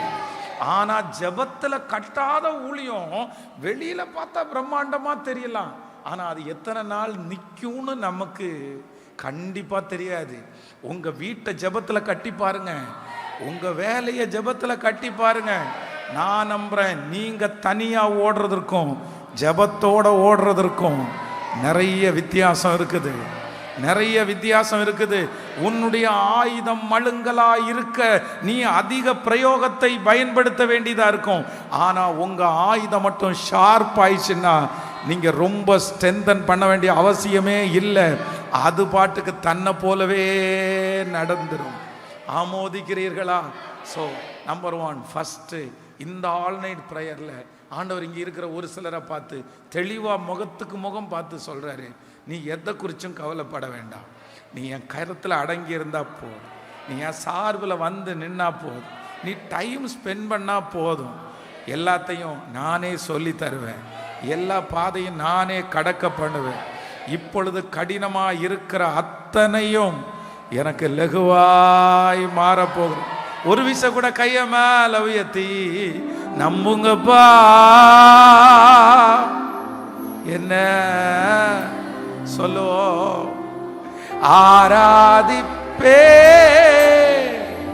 உம்மை. நம்புங்கப்பா, நம்புங்கப்பா. அப்படியே ஜெபம் பண்றவங்க ஜெபம் பண்ணு. இதுவரைக்கும் நான் அமைதியா இருந்தது, இன்னைக்கு பர்சனலா ஆண்டவர் ஒரு பெரிய என்கவுண்டர் பண்றார். இல்ல மகளே, நீ நிறைய பேரோட சேர்ந்து ஜெபம் பண்ண, ஆனா இல்ல, இனி நீ தனியா தனியா ஆண்டவரும் நீங்களும், ஆண்டவரும் நீங்களும், கர்த்தரும் நீங்களும் மட்டும் தனியா சொல்லுங்க சொல்லுங்க. இந்த இந்த தீர்மானத்தை எடுங்க. ஹல்லேலூயா. நான் தனியா ஆண்டவரை சந்திக்க போறேன். கர்த்தர் நிறைய பேர்கிட்ட பேச போறாரு, நிறைய வாலிப தம்பிட்ட கர்த்தர் பேச போறாரு. நீங்க ஜெபம் பண்ண அந்த மகிமை உங்க தலை மேல கடந்து வரட்டும். நம்புங்கப்பா, நம்புங்கப்பா, நம்புங்க, நம்புங்கப்பா. என்ன ஆராதிப்பே உம்மை. நம்புங்கப்பா, நம்புங்கப்பா. யாருமே நம்பல ஆண்டவரே, ஆனா நீங்க நம்புங்க ஆண்டவரே, நீங்க நம்புங்க ஆண்டவரே. அவர் நம்புவாரே ஆனால், அவர் நம்புவாரே ஆனால் சகலமும் உங்களிடத்துல வந்து சேரும். ஹல்லேலூயா. உங்க பிள்ளனா, உங்க பிள்ளனா பாடு. உங்க பிள்ளனா, உங்க பிள்ளை. நானும் பார்க்கணும், நானும் பார்க்கணும், சத்த கேட்கணும். நீங்க ஆற்றணும், தேற்றணும், காயம் கட்டணும். பெரும் சேனை கூட்டம் ஒன்றை உம்முள் நிறுத்தணும். பெரும் சேனை கூட்டம் ஒன்றை உம்முள் நிறுத்தணும். நம்புங்கப்பா, என்ன ஆராதிப்பே. ஒரு பெரிய காரியத்தை செய்யறதுக்கு என்ன நம்புங்க ஆண்டவரே. இந்த உலகத்தை கலக்கிறதுக்கு என்ன நம்புங்க ஆண்டவரே, என்ன நம்புங்க ஆண்டவரே. தாவீதை நம்புனீங்கல்ல, தாவீதை நம்புனீங்கல்ல, என்ன நம்புங்க ஆண்டவரே. நன்றி அப்பா, நன்றி அப்பா. எஸ், இந்த பிரசங்கத்துக்கு நடுவுலையே இந்த ஜெபம் நடக்கும் போதே கர்த்தர் இந்த வார்த்தைய, இந்த சத்தத்தை கேட்கிற நிறைய பேருக்கு சொல்றாரு, இல்ல இல்ல, நான் உன்னை நம்புற ஒரு காலம் வரும். கர்த்தர் நம்ப ஆரம்பிச்சிட்டாரு. அவர் நம்பினதற்கு பிற்பாடு, எஸ் ஹல்லேலூயா, 10 ரூபாவுக்கு உங்களை நம்பாதவங்க, 100 ரூபாவுக்கு உங்களை நம்பாதவங்க, நான் நம்புறேன். கர்த்தர் உங்களை கோடிகளுக்கு தகப்பனாய், கோடிகளுக்கு தாயா கர்த்தர் வைப்பாரு. ஆமென். அந்த சொந்தக்காரங்க சின்ன விஷயத்துக்கு உங்களை நம்பல. நான் இவ்வளவு குறைஞ்சு போயிட்டேனா, நான் இவ்வளவு குறைஞ்சு போயிட்டேனா, இதுக்கு கூட என்ன நம்ப மாட்டேங்கிறாங்க பாஸ்டர். யாரோ ஒருத்தர் இந்த இரவில் அப்படிதான், இந்த சின்ன பணத்துக்கு கூட என்ன நம்ப மாட்டேங்கிறாங்க பாஸ்டர். நான் உண்மையை சொன்னா கூட என்ன நம்ப மாட்டேங்கிறாங்க பாஸ்டர். எங்க அம்மாட்ட போய் என்னை பற்றி சொன்னா கண்டிப்பா நம்ப மாட்டாங்க, எங்க அப்பாட்ட போய் சொன்னா நம்ப மாட்டான். அவனா அவன் செய்வான், அவன் யாருமே என்ன நம்பல, யாருமே என்ன நம்பல. ஆனா ஆண்டவர் மட்டும் இன்னைக்கு இந்த இரவுல நிறைய பேருடைய பக்கத்துல வந்து நின்று, இல்ல இல்ல இல்ல, நான் உன்னை நம்புறேன், நான் உன்னை அதற்கு பிற்பாடு கோடிகளுக்கு உங்களை கர்த்தர் ஆசீர்வாதமாய் சொல்லிட்டே. நீங்க நம்பினா போதும் ஆண்டவரே, நீங்க நம்பினா போதும் ஆண்டவரே, நீங்க நம்பினா போதும் ஆண்டவரே. ஒரு 3 விசை கூட கைய மேல உயர்த்தி சொல்லுங்க பார்க்கலாம், நம்புங்கப்பா. பிரைஸ். எஸ், உங்க சத்தம் மட்டும், உங்க சத்தம் மட்டும்.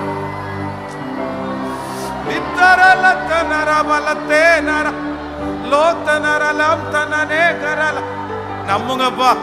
இப்போ இப்போ அந்த வாலிப தம்பிய நம்புங்கப்பா. நீங்க நம்புற அளவுக்கு எதுவும் எங்கள்கிட்ட இல்லை. எங்களுக்கு தெரியும், எங்களுக்கு தெரியும். உலகத்தில் இருக்கிற ஒருத்தர் நம்பினா கூட நீங்க எங்களை நம்ப முடியாது. ஏன்னா எங்களுடைய அந்தரங்க வாழ்க்கை எல்லாமே உங்களுக்கு தெரியும். ஆனாலும் இப்போ இந்த ஜெபத்துல ஒன்னே ஒண்ணு மட்டும் கேட்கிறோம், என்ன நீங்க நம்புங்க ஆண்டவரே. கர்த்தர் நிறைய பேரை நம்புவாரே, ஆனால் கையில கர்த்தர் பொறுப்புகளை அள்ளி தருவார். உன் கீழே 10 பேர் வேலை செய்யற அளவிற்கு கர்த்தர் பொறுப்புகளை அள்ளி தருவார். ஜெபத்தோடு நம்புங்க, நம்புங்க, நம்புங்க, நம்புங்க, நம்புங்க. ஹல்லேலூயா. அந்த பாட்டுல வந்து அந்த ஒரு லைன் எனக்கு ரொம்ப பிடிச்சு. நீர் கொஞ்சம் நினைத்தால் நானும் வாழ்ந்து காட்டுவேன். நீர் கொஞ்சம் நினைத்தால் நானும் வாழ்ந்து காட்டுவேன். என்னை மறந்தால் புகலிடம் எங்கு தேடுவேன். என்னை மறந்தால் புகலிடம் எங்கு தேடுவேன்.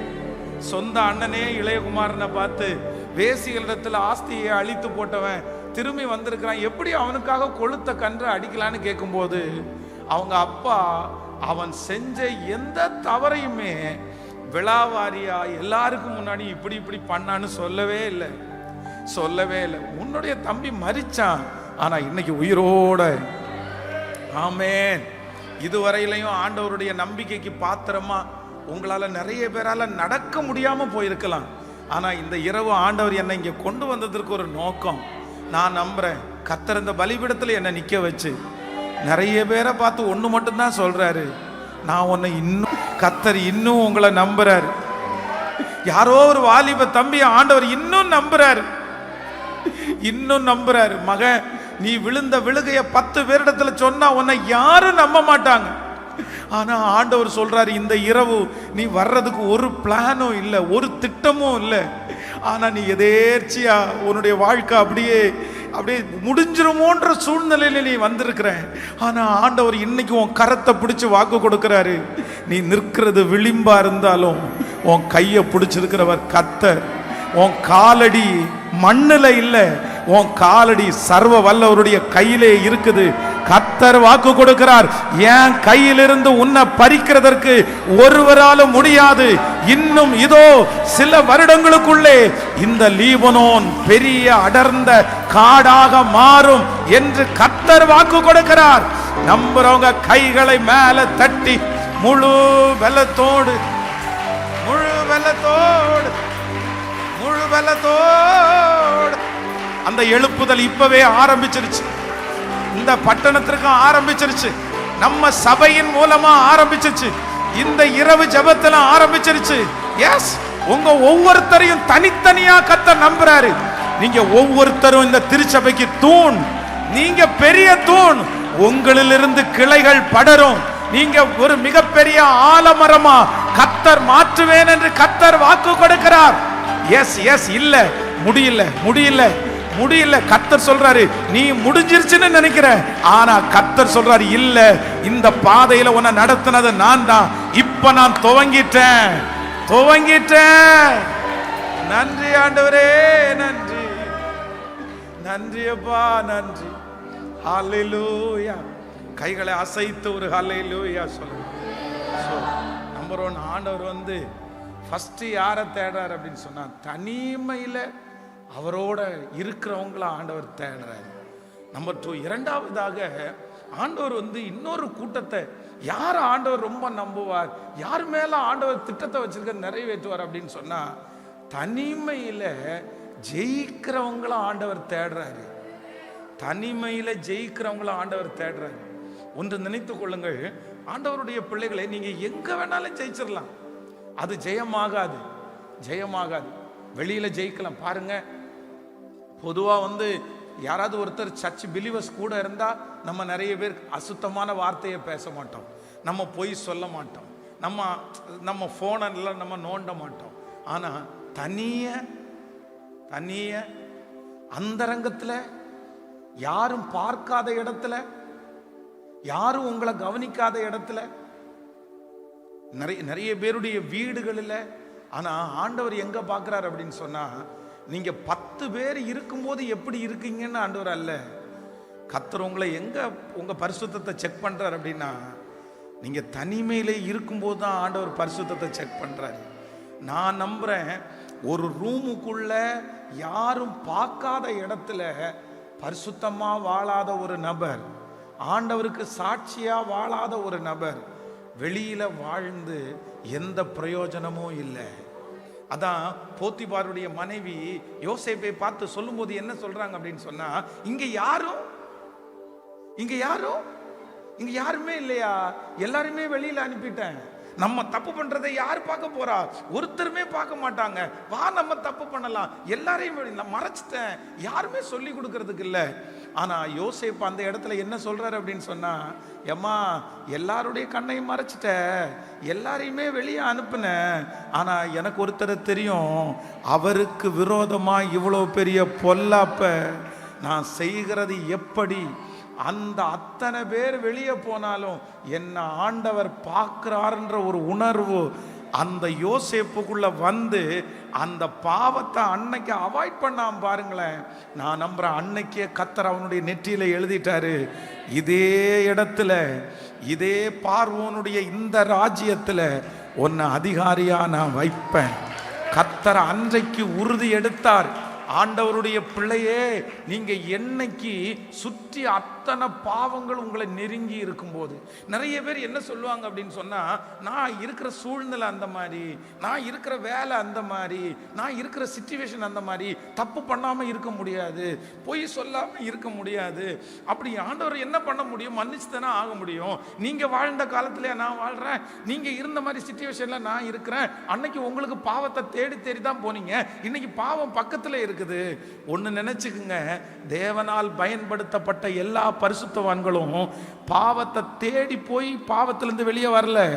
பாவம் சுத்தி இருக்கும்போது அதன் நடுவில் பரிசுத்தமா வாழ்ந்தாங்க. சாமுவேலை குறித்து வேதம் சொல்லுது, ஏலியின் பிள்ளைகள் பேலியாளின் மக்களாயிருந்தார்கள். ஏலியின் பிள்ளைகள் தேவாலயத்தில் வருகிற பெண்களோடு விபச்சாரம் செய்தார்கள். கண்ணுக்கு முன்னாடி ஊழியக்காரனுடைய பிள்ளைங்க தப்பு பண்ணும்போது கூட அந்த தப்பை செய்யாதபடி அத்தனை பேரையும் பார்க்காம, யாரையும் பார்க்காம, சர்ச்சினுடைய எல்டரையோ லீடரையோ விழுந்து போனவங்களையோ யாரையும் பார்க்கல. சாமுவேல் யாரை மட்டும்தான் பார்த்தார் அப்படின்னா, இந்த சத்தத்தை கேட்கிற வாலிப தம்பி, மகா யாரையும் பார்க்காத, அதுவும் விழுந்து போனவங்களை பார்க்காத. பிசாசுனுடைய ஒரு மிகப்பெரிய தந்திரம் என்ன தெரியுமா? விழுந்து போனவங்கள உங்களுக்கு முன்னாடி காமிச்சு காமிச்சு காமிச்சு, இவனை பாரு விழுந்துட்டான், இவனை பாரு அன்னைக்கு இருந்தான், அப்படி காமிக்கிறவன் பிசாசு. ஆனா ஆண்டவர் உங்க முன்னாடி யாரை காமிப்பார் தெரியுமா? சாதிக்கிறவங்களை காமிச்சு, நின்னவங்களை காமிச்சு, வெற்றியாளவனை காமிச்சு, நீ ஃபாலோ பண்றா, அந்த நபரால வெற்றியா வாழ முடியும்னா உங்களால ஏன் வாழ முடியாதுன்னு கேட்கிறவர் தான் கர்த்தர். அப்போ ரெண்டாவது, ஒரு தேவனுடைய பிள்ளை எங்க ஜெயிக்கணும்னு ஆண்டவர் எதிர்பார்க்கிறாருன்னா, தனிமையிலே அந்தரங்கத்திலே.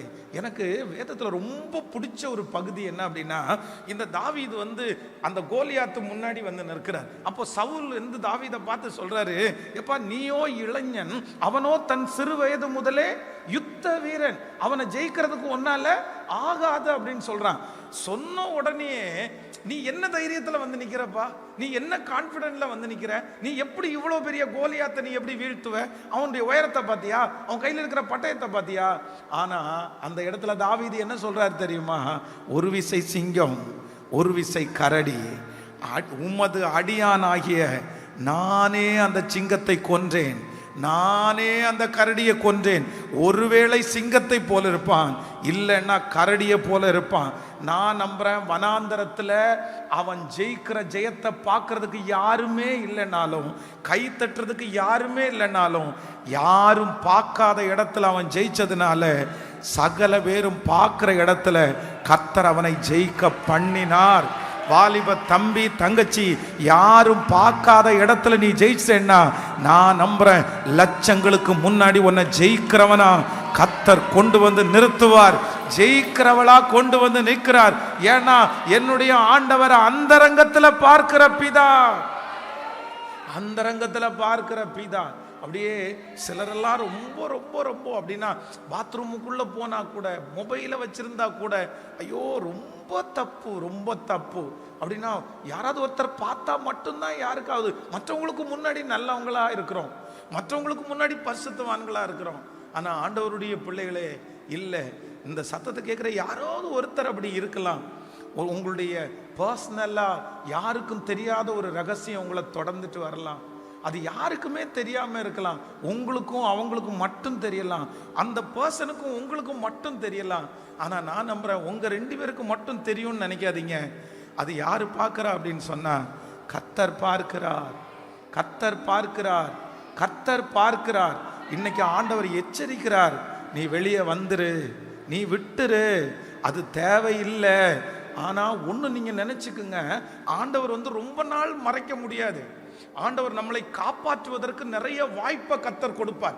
இப்போ ஆண்டவர் சிம்சோனுக்கு வேதம் சொல்லுகிறது, அந்த தெளிலாளுடைய பக்கத்துல போய் விழுந்துட்டான்.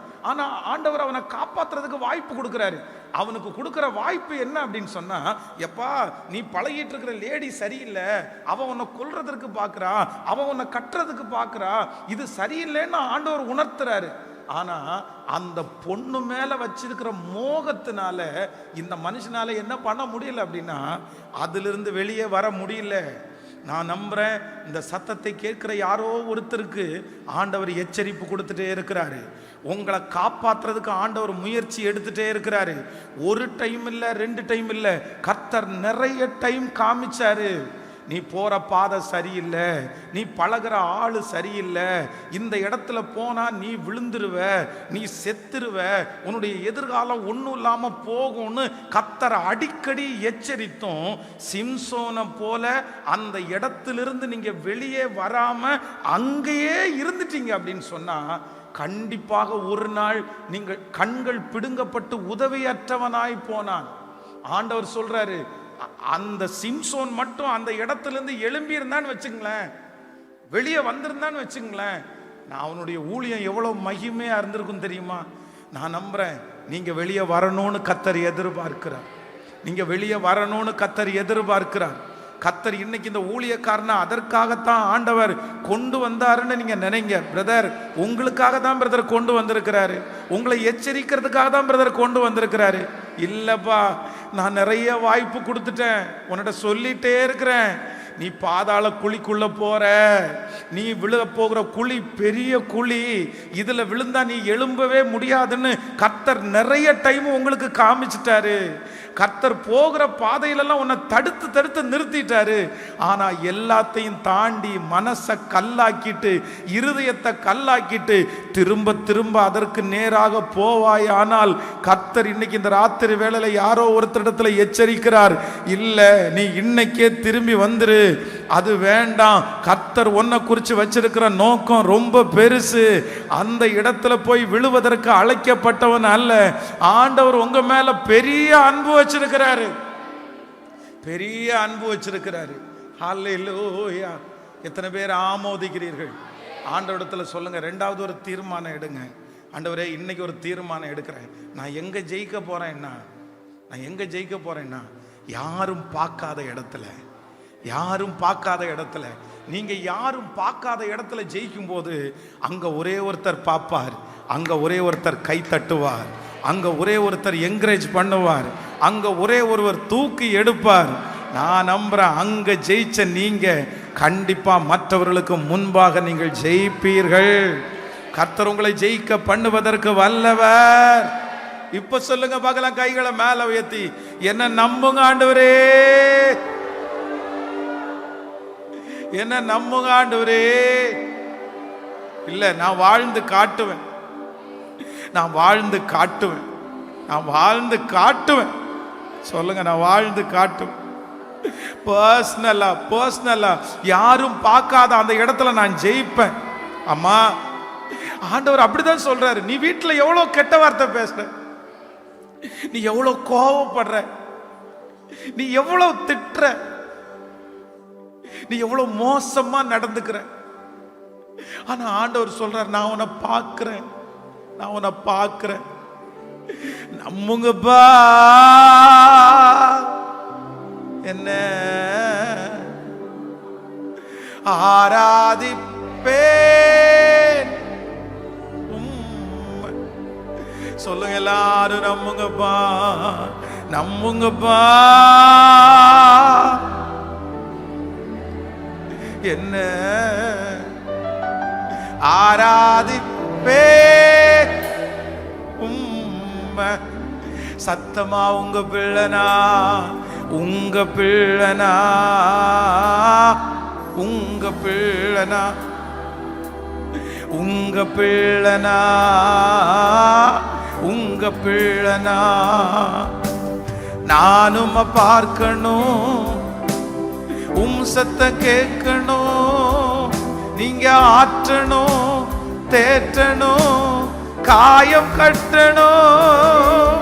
பெரும் சேனை கூட்டம் ஒன்றை உம்முள் நிறுத்தணும். பெரும் சேனை கூட்டம் ஒன்றை உம்முள் நிறுத்தணும். நம்புங்கப்பா, என்ன ஆராதிப்பே உம்மை. வேதத்துல நீதிமொழிகள்ல வாசிக்கும் போது வேதம் சொல்லுது, அநேக வாலிபர்களுக்குள்ள ஒரு பேதையான வாலிபனை நான் கண்டேன். நான் தூரத்துல இருந்து அந்த பேதையான வாலிபனை பார்த்துட்டே இருக்கும்போது, அந்த பேதையான வாலிபன் மாலை மயங்கும் நேரத்துல ஒரு சந்து, அவள் இருக்கும் சந்து கடுத்த தெருவில் நடந்து போனா அப்படின்னு அது தொடரும் பாருங்க. தொடரும் போது லாஸ்ட்ல ரொம்ப சோகமான ஒரு வசனம். என்ன வசனம் அப்படின்னு சொன்னா, ஒரு மாடு அடிக்கப்படும்படி போவது போலும், ஒரு குருவி தன் பிராணனுக்கு வைத்திருக்கிற கண்ணிய அறியாமல் விழ தீவிரிக்கிறது போலவும் அவன் அவள் பின்னே சென்றான். அதுல கடைசியில் ஒரு வார்த்தை எழுதியிருக்கும், அம்பு அவன் ஈரலை. அம்பு அம்பு எங்க குத்தும்? அம்பு எய்யும் போது எங்க நெஞ்சில தானே அம்பு பாயும். ஆனா இந்த அம்பு எங்க பாய்ஞ்சிருச்சாமா? ஈரல். நம்முடைய உடம்புல நிறைய சரீர அவயவங்கள் இருக்குது. அதுல இந்த ஈரல் அப்படின்றதுக்கு முக்கியமான வேலை என்ன அப்படின்னு சொன்னா, நம்முடைய உடம்புல எல்லா பாடியும் செத்து போனாலும் இந்த ஈரல் மட்டும் செத்து போச்சுன்னா திரும்பி அகைன் வந்து அடுத்து உடனே ஒர்க் ஆகுமாமா. செத்து பொழைக்கக்கூடியது ஈரல். ஆனா வேதம் சொல்லுது, அம்பு அவன் ஈரலை பிளந்தது. அப்படின்னா வேசிக்கு பின்பாக போகிறவன், அசுத்த பாவத்திற்கு பின்பாக போகிற ஒரு மனுஷன் திரும்பி எழும்பவே முடியாத அளவிற்கு அம்பு அவன் வீரலை பிளக்கிறதுன்னு வேதம் சொல்லுது. இது யாருக்காக ஆண்டவர் சொல்றாருன்னு எனக்கு தெரியல, யாருக்காக சொல்றாருன்னு தெரியல. ஆண்டவர் வெளி தோற்றத்தை பார்க்கிறவர் அல்ல, மனிதனோ முகத்தை பார்க்கிறான். மனிதனோ முகத்தை பார்க்கிறான். கர்த்தரோ எதை பார்க்கிறார் அப்படின்னு சொன்னா, இருதயத்தை பார்க்கிறாரு சிஸ்டர், பிரதர், இருதயத்தை பார்க்கிறாரு பிரதர். நீங்க கோபப்படுக வேண்டிய ஆள் அல்ல, ஆள் அல்ல. உங்க சாட்சி 10 பேருக்கு முன்னாடி கிடையாது. உங்க சாட்சி அறை வீட்டுக்குள்ள உங்க சாட்சி, நீங்க இருக்கிற வீட்டில் உங்க சாட்சி, 4 பேருக்கு முன்னாடி உங்க சாட்சி. தனிப்பட்ட விதத்தில் ஆண்டவருக்கு சாட்சியா வாழ்ந்தீங்கன்னா நான் நம்புறேன், நீங்க எதுக்கும் பயப்பட வேண்டியதில்லை. சமயம் வரும், நாட்கள் வரும், அன்றைக்கு கர்த்தர் எந்த இடத்திலிருந்து உங்களை தூக்கி உயர்த்தணுமோ அந்த நாள் நீங்க தேடாமலே அந்த நாளை கொண்டு வந்து கர்த்தர் உயர்த்துறதற்கு வல்லவரா இருக்கிறார். அல்லேலூயா. கையை உயர்த்தி சொல்லுங்க, ஆண்டவரே நான் தனிப்பட்ட விதத்தில் கர்த்தர் நிறைய பேரோட ஆண்டவர் பேசி இருக்கிறாரு. இல்லை நான் ஜெயிக்க போறேன், நான் ஜெயிப்பேன், நான் ஜெயிப்பேன். என் ஆண்டவர் அந்த இடத்துல பார்க்கிறாரு. என் ஆண்டவர் தனியா ஆண்டவர் பார்க்கிறாரு. யாரும் இல்லாத இடத்துல என் ஆண்டவர் பார்க்கிறாரு. வாலிப தம்பிங்க ஒப்பு கொடுங்க, ஒப்பு கொடுங்க. இல்லை வேண்டாம் மகனே, வேண்டாம் மகனே, அந்த இடம் உனக்குரிய இடம் இல்லை, அந்த இடத்துல நீ உட்காரக்கூடாது, அந்த இடத்த ஆண்டவர் வெறுக்கிறாரு. கர்த்தர் சொல்றாரு, அதுல இருந்து நீ வெளியே எழும்பி வந்துரு, நீ அந்த இடத்தை விட்டு ஓடிரு. அதுல என்ன நஷ்டம் வந்தாலும் பரவாயில்ல, நான் உன்னை அலங்கரிப்பேன்னு ஆண்டவர் வாக்கு கொடுக்கிறார். ஹல்லேலூயா, ஹல்லேலூயா, ஹல்லேலூயா. கைகளை அசைத்து ஒரு ஹல்லேலூயா சொல்லலாம். ஸோ நம்பர் 1, ஆண்டவர் சொல்லுகிறார், தனிமையிலேயே ஆண்டவரோட இருக்கிற ஒரு தேவனுடைய பிள்ளை ஆண்டவர் நடத்துவேன்னு வாக்கு கொடுக்கிறார். இரண்டாவதாக ஆண்டவர் வாக்கு கொடுக்கிறார், தனிமையிலே ஜெயிக்கிற ஒரு பிள்ளைய ஆண்டவர் பயன்படுத்துவேன் என்று கர்த்தர் வாக்கு கொடுக்கிறார். நம்பர் 3, மூன்றாவதாக நான் நம்புறேன், தனிமையிலே தரிசனமுள்ள ஒரு தேவ பிள்ளைய பயன்படுத்துவேன்னு கர்த்தர் வாக்கு கொடுக்கிறார். எத்தனை பேருக்கு தரிசனம் இல்லாம போனாலும் இந்த ஆல் நைட் பிரேயருக்கு வந்திருக்கிற உங்களுக்கு உள்ளுக்குள்ள ஒரு தரிசனம் இருக்கணும். என்ன தரிசனம் இருக்கணும்னா, இந்த உலகத்தை விட்டு நீங்க போறதுக்குள்ள ஏதாவது ஒண்ணு நீங்க சேர்க்கிறவர்களோ புது பலன் அடைந்து செட்டைகளை அடித்து உயரே எழும்புவார்கள். அவர்கள் நடந்தால் சோர்ந்து போக மாட்டார்கள். நீதிமானுக்கு வரும் துன்பங்கள் அநேகமாய் இருக்கும், அவைகள் எல்லாவற்றிலிருந்தும் கர்த்தர் அவனை விடுவிப்பார். கர்த்தர் உங்களுக்கு வாக்கு கொடுக்கிறார், நீ போக வேண்டிய தூரம் வெகு தூரம், நீ பண்ண வேண்டிய பிரயாணம் வெகு பெரிய பிரயாணம். இந்த சத்தத்தை கேட்கிற நிறைய பேரை கர்த்தர் சின்ன காரியத்திற்கு இல்ல, கர்த்தர் உங்களை ஒரு பெரிய காரியத்திற்கு ஆண்டவர் உங்களை நம்புறாரு.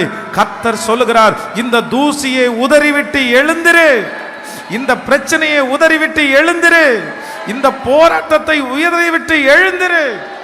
சிலருடைய வாழ்க்கையில ஏதாவது ஒரு பிரச்சனை வந்துச்சுன்னா அந்த பிரச்சனை அவங்கள அப்படியே ஒடுக்குது, அப்படியே உட்கார வைக்குது. ஆண்டவருடைய பிள்ளைகளை, நான் இந்த பலிபீடத்திலிருந்து ரொம்ப தாழ்மையா சொல்லுவேன், என் லைஃப்ல எத்தனையோ பாதைகளை நான் கடந்து வந்திருக்கிறேன், எத்தனையோ பாதை. அதெல்லாம் எனக்கு ரொம்ப பெருசா அந்த டைம்ல எனக்கு தெரிஞ்சதே இல்லை. சாப்பாட்டுக்காக கஷ்டப்பட்டிருக்கிறேன், துணிமணிக்காக கஷ்டப்பட்டிருக்கிறேன், எங்களுடைய அம்மா அப்பா இவ்வளவு ஆசீர்வாதமா இல்லையே அப்படின்னு எல்லாம் கஷ்டப்பட்டிருக்கிறேன். ஆனா என் லைஃப்லயே வந்த ரொம்ப பெரிய பிரச்சனை அப்படின்னா, மன அழுத்தத்துல ரொம்ப உள்ளுக்குள்ள போய் சைக்காலஜிக்கலா எஃபெக்ட் ஆகி தூக்கம் சுத்தமா இல்லாம மனநிலைமை டாக்டர் இடத்துல போய் டேப்லெட் சாப்பிட்டுட்டு இருந்தேன். அப்படின்னா அந்த டேப்லெட் சாப்பிடும்போது கொஞ்சம் நல்லா இருக்கும், டேப்லெட் சாப்பிடாம விட்டுட்டோம் அப்படின்னு சொன்னா பைத்தியம் வர்றது மாதிரி இந்த குப்பையெல்லாம் பொறுக்கிற அளவுக்கு அந்த மாதிரி ஒரு சூழ்நிலைக்குள்ள கடந்து போனேன். அதுல இருந்து நான் எப்படி திரும்பி வருவேன்ற ஒரு பெரிய கேள்விக்குறி எனக்குள்ள உண்டாயிருச்சு. நான் எப்படி வருவேன், இதுல எழும்ப முடியுமான்னு. ஆனா அவ்வளவு பெரிய பிரச்சனைக்குள்ள போனதுக்கு அப்புறம் கூட ஆண்டவரிடத்துல ஒவ்வொரு நாளும் ஜெபம் பண்ணும்போது எப்படி ஜெபம் பண்ணுவேன் தெரியுமா, என்ன மறுபடியும் நீங்க எழுப்புவீங்கன்னா உங்களுக்காக பெரிய ஊழியம் செய்வேன் ஆண்டவரே, நான் நிப்ப ஆண்டவரே, என்ன ஒருத்தனை அப்படி தட்டி எழுப்புங்க, நான் 1000 பேரை தட்டி எழுப்புறதற்கு நான் போய் நிற்பேன். இன்றைக்கு இந்த ஜபத்தில் இருக்கிற ஆண்டவருடைய பிள்ளைகளை, நீங்க சோர்ந்து போயிருக்கலாம், இனி வேண்டாம் ஆண்டவரே என்னை விட்டுருங்க ஆண்டவரேன்னு நீங்க சொல்லலாம். எனக்கு இஷ்டம் இல்லை பாஸ்டர், எனக்கு எழும்புறதுக்கே இஷ்டம் இல்லை, எத்தனை டைம் விழுவேன், எத்தனை டைம் தோற்று போவேன், நம்ம தலையெழுத்து அதுதான், நம்மகிட்ட அவ்வளோதான் எழுதி இருக்குது, இனியெல்லாம் எனக்கு எந்த இன்ட்ரெஸ்டும் இல்லை பாஸ்டர். ஆனால் ஆண்டவர் இந்த இரவில் உங்களை கூட்டிட்டு வந்ததற்கு காரணம் என்னன்னா, இல்லை நீ காலாட்குள்ளையுடைய ஓடும்போது நீ இளைத்து போவாய், ஆனால் குதிரைகளோடு எப்படி ஓடுவாய்? சமாதானம் உள்ள தேசத்திலே நீ அடைக்கலம் தேடினால் யோர்தான் பிரவாகித்து வரும்போது நீ என்ன செய்வாய்? இந்த சத்தத்தை கேட்கிற நிறைய பேருடைய கையை பிடிச்சு கர்த்தர் வாக்கு கொடுக்கிறார், நீ போக வேண்டிய தூரம் வெகு தூரம். பிசாசு உன்னை எப்படியாவது முடங்கி படுக்க வைக்கணும்னு முயற்சி எடுக்கிறான், உன்னை கீழே தள்ளணும்னு முயற்சி எடுக்கிறான், உங்க தரிசனத்தை அடியோட புதைச்சு போடணும்னு முடிவெடுத்து தான் இந்த பிரச்சனையை உங்களுக்கு கொடுக்கிறான். கர்த்தர் சொல்றாரு, இந்த பிரச்சனையை உதறி தள்ளிவிட்டு இதுல கான்சன்ட்ரேஷன் எதுவும் பண்ணாம குறித்திருக்கிற பாதையிலே காலடி எடுத்து வச்சு வைராக்கியத்தோடு ஓடு. கர்த்தர் வாக்கு கொடுக்கிறார், உனக்கு முன்பாக இருக்கிற அந்த மிகப்பெரிய யோர்தான் உங்களுக்கு வழி விடும், செங்கடல் உங்களுக்காக வழி திறக்கும். நீ போக வேண்டிய தூரம் வெகு தூரம், வெகு தூரம், வெகு தூரம். ஹல்லேலூயா. முந்தினதை நினைக்க வேண்டாம், பூர்வமானதை சிந்திக்க வேண்டாம். இதோ நான் புதிய காரியத்தை உனக்கு செய்வேன், அது வனாந்தரத்திலே வழியையும் அவாந்தர வெளியிலே ஆறுகளையும் உண்டாக்குவேன். சூழ்நிலை சாதகமா வந்து வெற்றி அடையவர்கள் ஆண்டவருடைய பிள்ளைகள் அல்ல. சூழ்நிலைகள் சாதகமா இல்லாத போது அதை எதிர்த்து நின்று வெற்றி அடைவர்கள் தான் தேவனுடைய பிள்ளை. ஆமோதிக்கிறீங்களா? கையை மேலே உயர்த்தி ஆண்டோடத்துல சொல்லுங்க, இல்லை நான் முடங்கி படுக்க மாட்டேன், நான் முடங்கி படுக்க மாட்டேன். சொல்லுங்க, நான் முடங்கி படுக்க மாட்டேன். முழு பலத்தோட சொல்லுங்க, அப்பா. இல்லை, நீங்க என்னை எழுப்பணும், நீங்க என்னை எழுப்பணும். கர்த்தர் தட்டி கொடுக்கணும். இல்லை, நீ நிறைய தூரம் போகணும். ஆண்டவர் இந்த விஷயத்துக்காக உன்னை அழைக்கல, இந்த சின்ன பிளஸ்ஸிங்காக இல்லை. கர்த்தர் சொல்றாரு, நீ ராஜாக்களோட நிக்கணுமே, நீ ராஜாக்களோட நிக்கணுமே. உங்க மேலையும் குடும்பத்தின் மேலையும் வச்சிருக்கிற அபிஷேகம் வித்தியாசமானது அல்லவா? சோர்வுகளை கர்த்தர் எடுக்கிறாரு, பலவீனங்களை ஆண்டவர் எடுக்கிறாரு, மன சோர்வுகளை ஆண்டவர் இப்பொழுது நீக்கி போடுறாரு. ஆமென். அவர்கள் சொல்லுகிற எந்த வார்த்தையும் கேட்க வேண்டாம், எந்த வார்த்தையும் கேட்க வேண்டாம். நம்மை அனுப்புகிறவர் கர்த்தர். ஹல்லேலூயா. ஒரே ஒரு வசனத்தை மட்டும் வாசிக்க போகிறோம். வேதத்தை திறந்து அப்படியே எடுத்துக்கொள்ளலாம், அந்த வசனத்தை வாசிக்கலாம். Thank you Jesus. நியாயாதிபதிகளின் புஸ்தகத்தில் ஒரு வசனத்தை வாசிக்கலாம். 19ஆம் அதிகாரத்தில் 19ஆம் அதிகாரம் 9வது வசனத்திலிருந்து வாசிக்கலாமா? ஆமென். நியாயாதிபதிகளின் புஸ்தகத்தில் தேங்க்யூ ஜீசஸ். வாசிங்க. பின்பு அவன் மறுமனையாட்டியும் அவன் வேலைக்காரனும் போகிறதற்கு எழுந்திருந்த போது. 16ஆம் அதிகாரம் 9வது வசனம். நியாயாதிபதிகள் 16வது அதிகாரத்தினுடைய 9வது வசனத்தை. பதிவிருக்கிறவர்கள் அறை வீட்டிலே காத்திருக்கும் போது அவள், சிம்சோனே, பெலிஸ்தியர் உன்மேல் வந்து விட்டார்கள் என்றால், அப்பொழுது சணல் நூலானது நெருப்பு பட்ட உடனே இற்று போகிறது போல அவன் அந்த கயிறுகளை அறுத்து போட்டான்.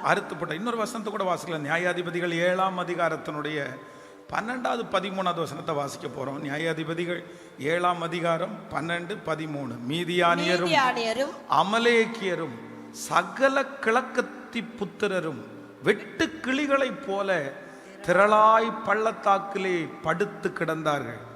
அவர்களுடைய ஒட்டகங்களும் கணக்கில்லை, கடற்கரை மணலை போல திரளாய் இருந்தது. கிதியோன் வந்தபோது ஒருவன் மற்றவனுக்கு ஒரு சொப்பனத்தை சொன்னான். அதாவது, இதோ ஒரு சொப்பனத்தை கண்டேன். சுருட்டி இருந்த ஒரு வார்கோதுமை அப்பம் மீதியானியரின் பாளையத்திற்குள்ளே உருண்டு வந்து அது கூடாரம் மட்டும் வந்தபோது அதை விழத்தள்ளி கவிழ்த்து போட்டது. கூடாரம் விழுந்து கிடந்தது என்றான். அடுத்த வசனத்தை கூட வாசிக்கலாம். அப்பொழுது மற்றவன், இது யோவாசின் குமாரனாகிய கிதியோன் என்னும் இஸ்ரவேலுடைய பட்டயமே அல்லாமல் வேற அல்ல. தேவன் மீதியானியரையும் இந்த சேனை அனைத்தையும் அவன் கையிலே ஒப்பு கொடுத்தார் என்றார். கவனிங்க, வேதத்தில் அந்த 12வது வசனத்தை வாசிக்கும் போது ஜனங்கள் எப்படி இந்த கிதியோனுக்கு முன்பாக நிற்கிறார்களாமா? மீதியானியரும் அமலேக்கியரும் சகல கிழக்கத்தி புத்திரரும் வெட்டு கிளிகளைப் போல திரளாய் பள்ளத்தாக்கிலே படுத்து கிடந்தார்கள்.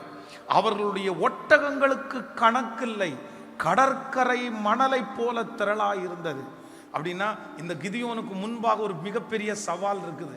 அது ஒரு பெரிய சவால். ஆனால் அப்படின்னா இந்த வசனத்தில் வாசிச்சோம்ல, அத்தனை பேர் வெட்டுக்கிளிகளை போல ஜனங்கள், ஒட்டகங்கள் எல்லாம் கடற்கரை மணலை போல கிடக்குது.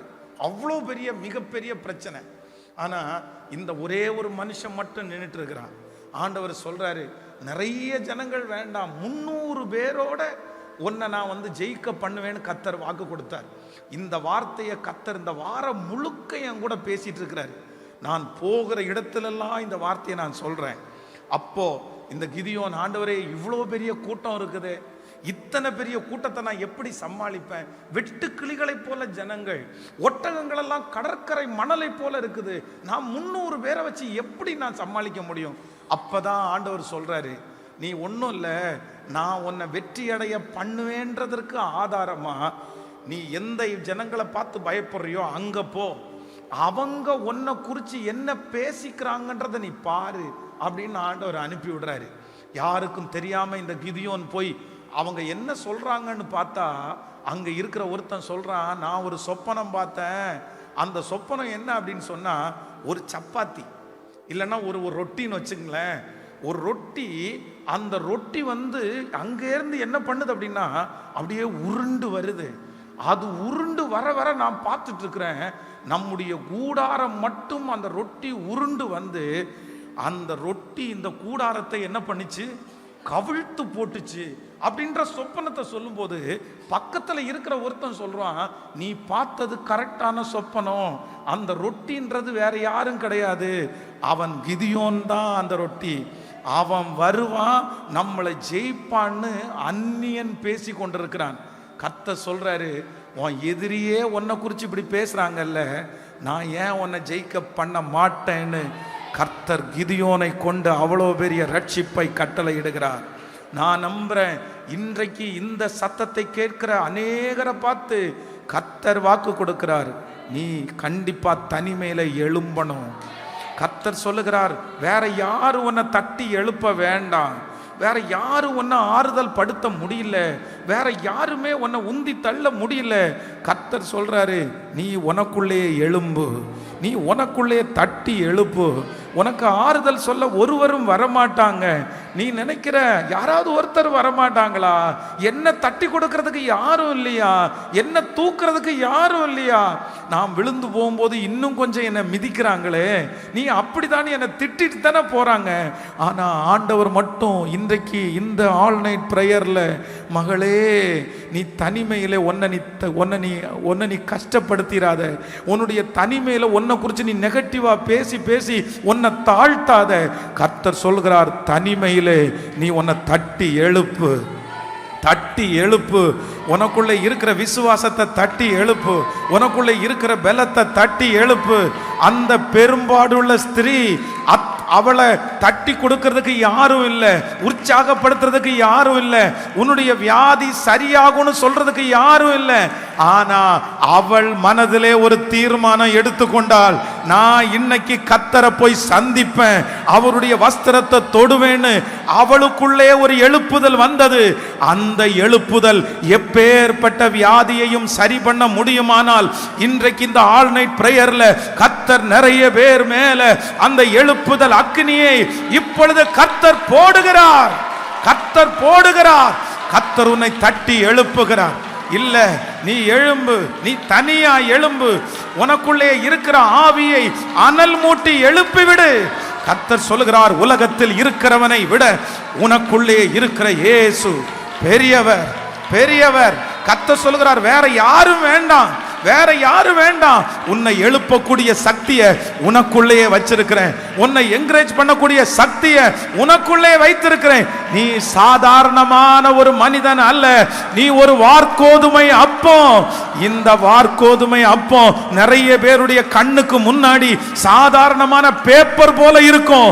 ஆனா கர்த்தர் சொல்லுகிறார், அது உருண்டு வர வர வர வர வர எதிரியினுடைய பாளையத்திலே இருக்கிற போடப்பட்டிருக்கிற அந்த கூடாரம் எவ்வளவு பெரிதா இருந்தாலும் அந்த கூடாரத்தை தள்ளக்கூடிய சக்தியை கர்த்தர் அந்த வார்கோதுமை அப்பத்திற்கு வைத்திருக்கிறார். நம்புறவங்க கரங்களை மேல தட்டி praise Jesus. அக்கினி அக்கினி அக்கினி அக்கினி, அவருடைய அக்கினி இறங்குகிறது, அவருடைய அக்கினி அபிஷேகம் இறங்குகிறது. இதோ அந்த வார்கோதுமை அப்பம் இந்த பட்டணத்திலே, இந்த பட்டணத்திலே, இந்த தெருவிலே, இதோ அந்த வார்கோதுமை அப்பம் உருண்டு வருகிறது, உருண்டு வருகிறது. சத்துருடைய ராஜ்யத்தை விழ தள்ளுகிறது, கவிழ்த்து போடுகிறது. கர்த்தர் வாக்கு கொடுக்கிறார், அந்த அபிஷேகத்தை உன் மேல நான் வச்சிருக்கிறேன். தட்டி அக்கினி அக்கினி அக்கினி. கேளுங்க ஏசப்பாட்ட, லபாதானா மரஹதலரா லோதரபல ரஹதரலமா.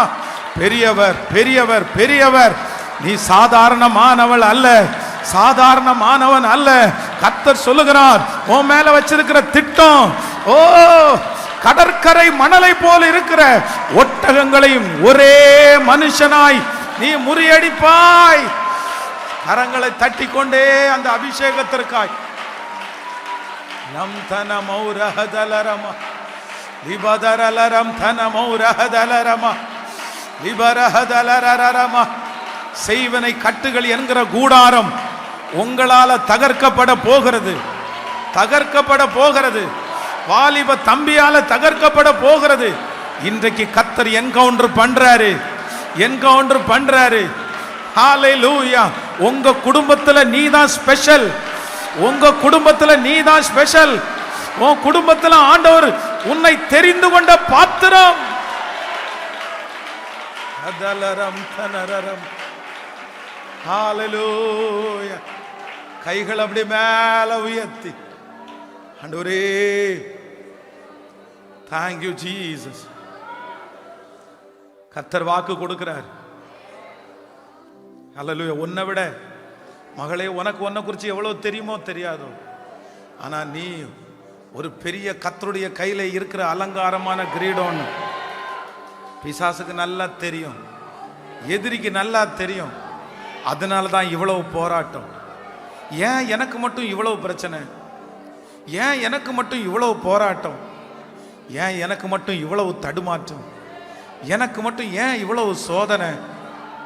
வேற எதுவும் இல்லை. நீ தாயின் கருவிலே உருவாகும் போதே ஸ்பெஷல் அப்படின்னு பிசாசுக்கு தெரியும். நீ சத்துருடைய ராஜ்யத்தை உடைக்க போறேன்னு பிசாசுக்கு தெரியும். அதனால தான் போராடுறான், அதனால தான் உன்னை பலவீனப்படுத்துறான். ஆனா கர்த்தர் சொல்றாரு, நீ அதை தாண்டணும். நீ ஒரு வார்கோதுமை அப்பம், நீ ஒரு வார்கோதுமை அப்பம்.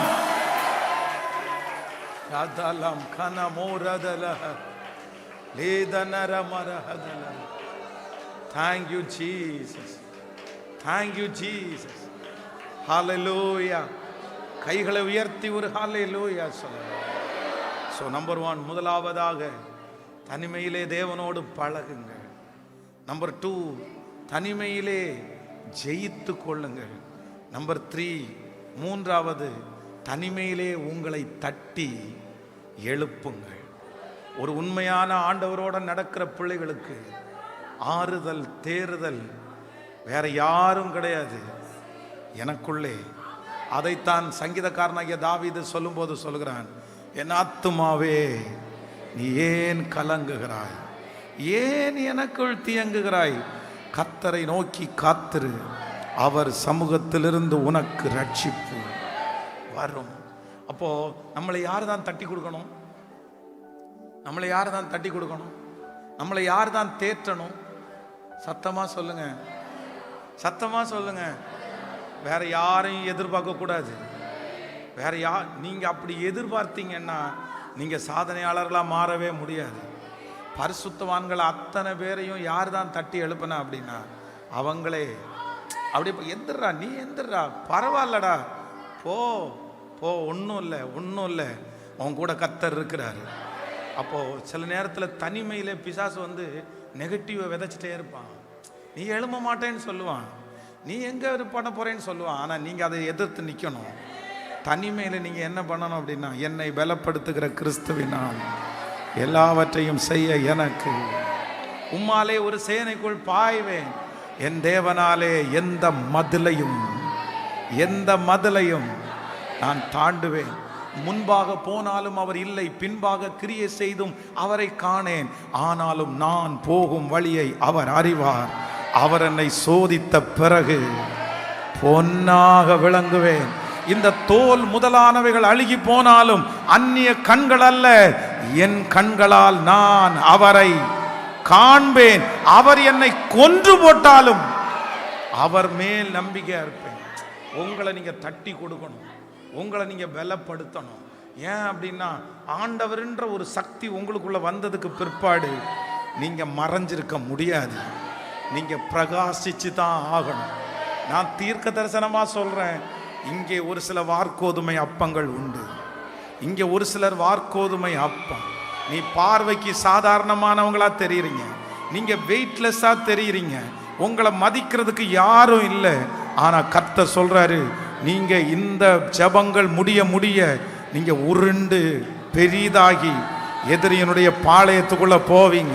கர்த்தர் சொல்லுகிறார், இந்த திருச்சபையை கொண்டு, இந்த சத்தத்தை கேட்கிற உங்களை கொண்டு நிறைய எதிரியினுடைய பாளையத்தை நம்புறவங்க என்ன அப்படி நம்புங்கன்னு கையை மேல உயர்த்தி, எஸ், யார் யார் அந்த வார்கோதுமை அப்பம்? யார் அந்த வார்கோதுமை அப்பம்? உங்கள்கிட்ட இருக்கிற 300 பேரை பார்த்து எதிரியையும் பார்த்து கணக்கு போட வேண்டாம். எதிரி கடற்கரை மணலை போல திரளா இருந்தாலும் நீ ஒரு வார்கோதுமை அப்பம். ஹல்லேலூயா. எழுமி நிற்கலாமா? ஆண்டவருடைய சமூகத்தில் எழுமி நிற்கலாமா? Thank you holy spirit, thank you holy spirit. கத்த நல்லவர், கத்த நல்லவர்.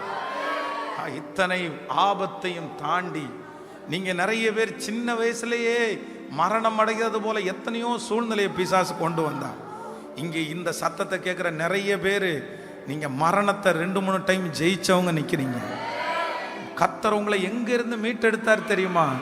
மரண படுக்கையில, மரண தருவாய். நீங்க மரிக்க வேண்டிய இடத்துல இன்னொருத்தர் மரிச்சிட்டாங்க. கர்த்தர் அங்கிருந்து தான் உங்களை தூக்கி எடுத்து வச்சிருக்கிறார். எப்படி ஆண்டவர் உங்களை கைவிடுவார்? உங்க பிள்ளையை எப்படி ஆண்டவர் கைவிடுவார்? உன் குடும்பத்தை ஆண்டவர் எப்படி கைவிடுவார்?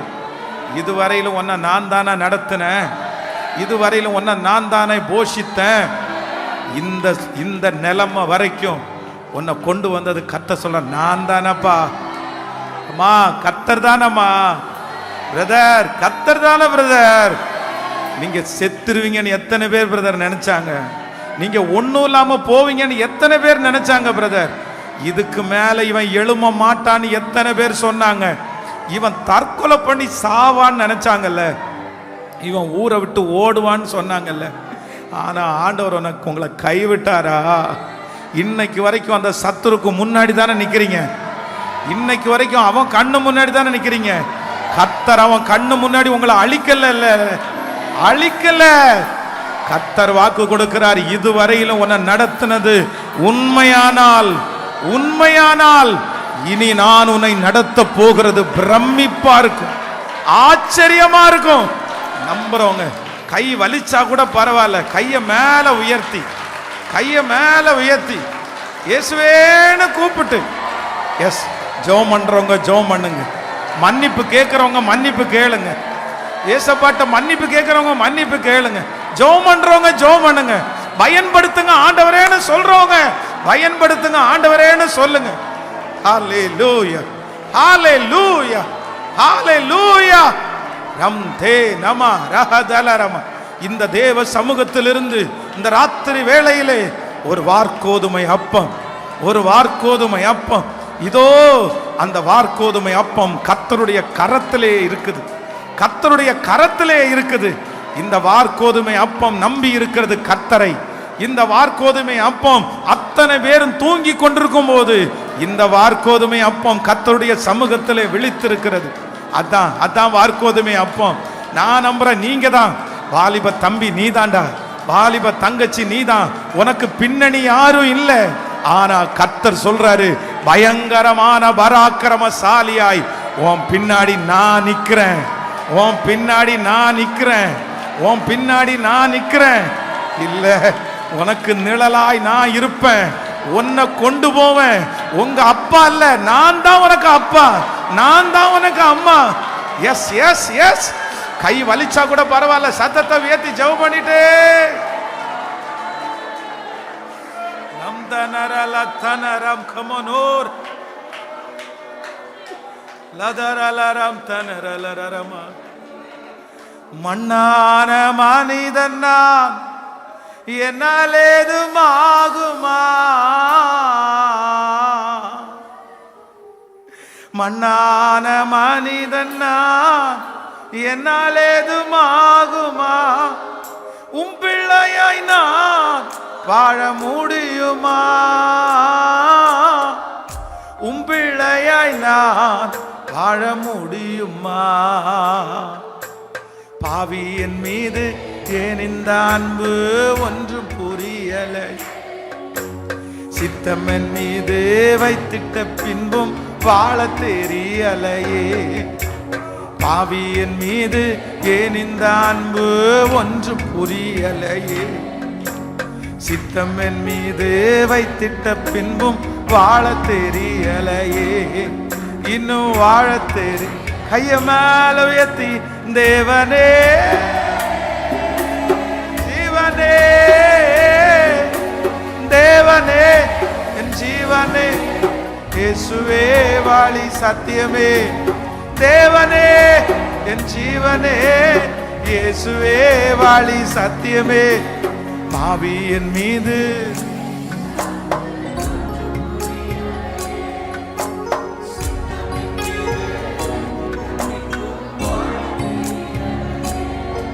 இன்னும் வாழ தெரியலையே, பொய்யான வாழ்விது நிரந்தரமாகுமா,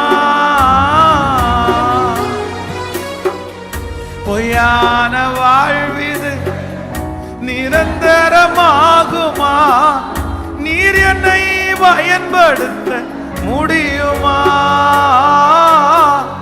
நீர் என்னை பயன்படுத்த முடியுமா. பாவியின் மீது ஏன் இந்த அன்பு ஒன்றும் புரிய, சித்தம் என் மீது வைத்திட்ட பின்பும் வாழ தெரியலை, இன்னும் வாழ தெரி. கைய மேலே தேவனே, தேவனே ஜீவனே, தேவனே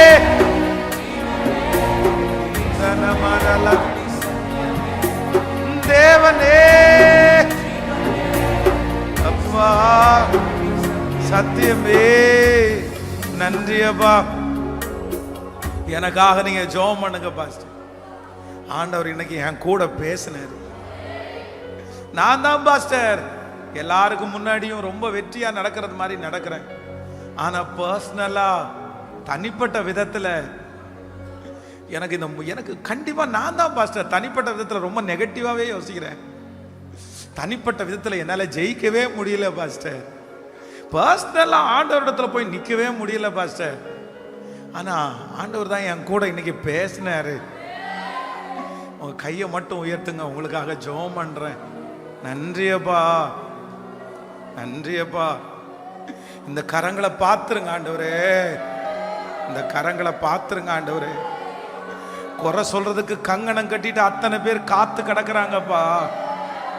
விழமாட்டானான்னு எதிர்பார்த்து கிடக்குறவங்க எத்தனை பேரு, இவன் வீட்டுல ஒரு தீமை நடக்காதான்னு எதிர்பார்த்து கிடக்குறவங்க எத்தனை பேரு.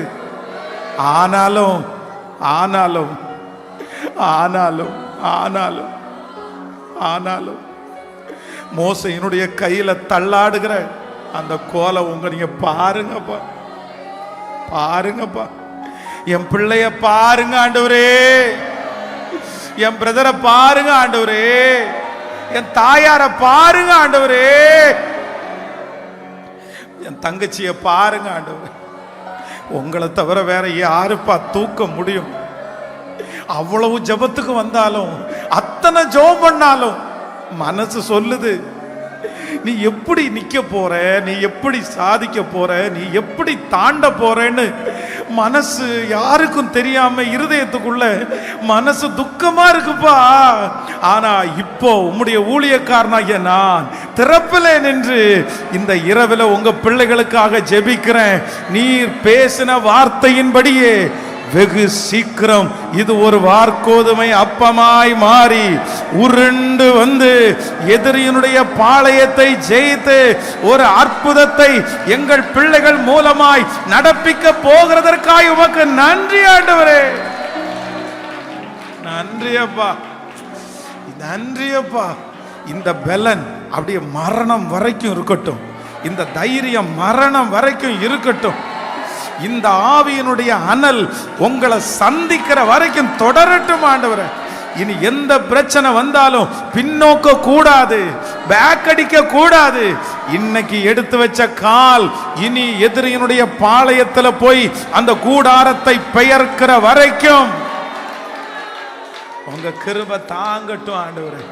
சத்தமா இயேசுவே, இரண்டாவது விசை சத்தமா இயேசுவே, மூன்றாவது விசை சத்தமா இயேசுவே, நான்காவது விசை சத்தமா இயேசுவே, ஐந்தாவது விசை சத்தமா இயேசுவே. ஆறாவது விசை சத்தமா இயேசுவே. ஏழாவது விசை சத்தமா இயேசுவே. எட்டாவது விசை இயேசுவே. ஒன்பதாவது விசை இயேசுவே. 10வது விசை கரங்களை தட்டி கொண்டே இயேசு ஜெயித்தார். இயேசு ஜெயித்தார்.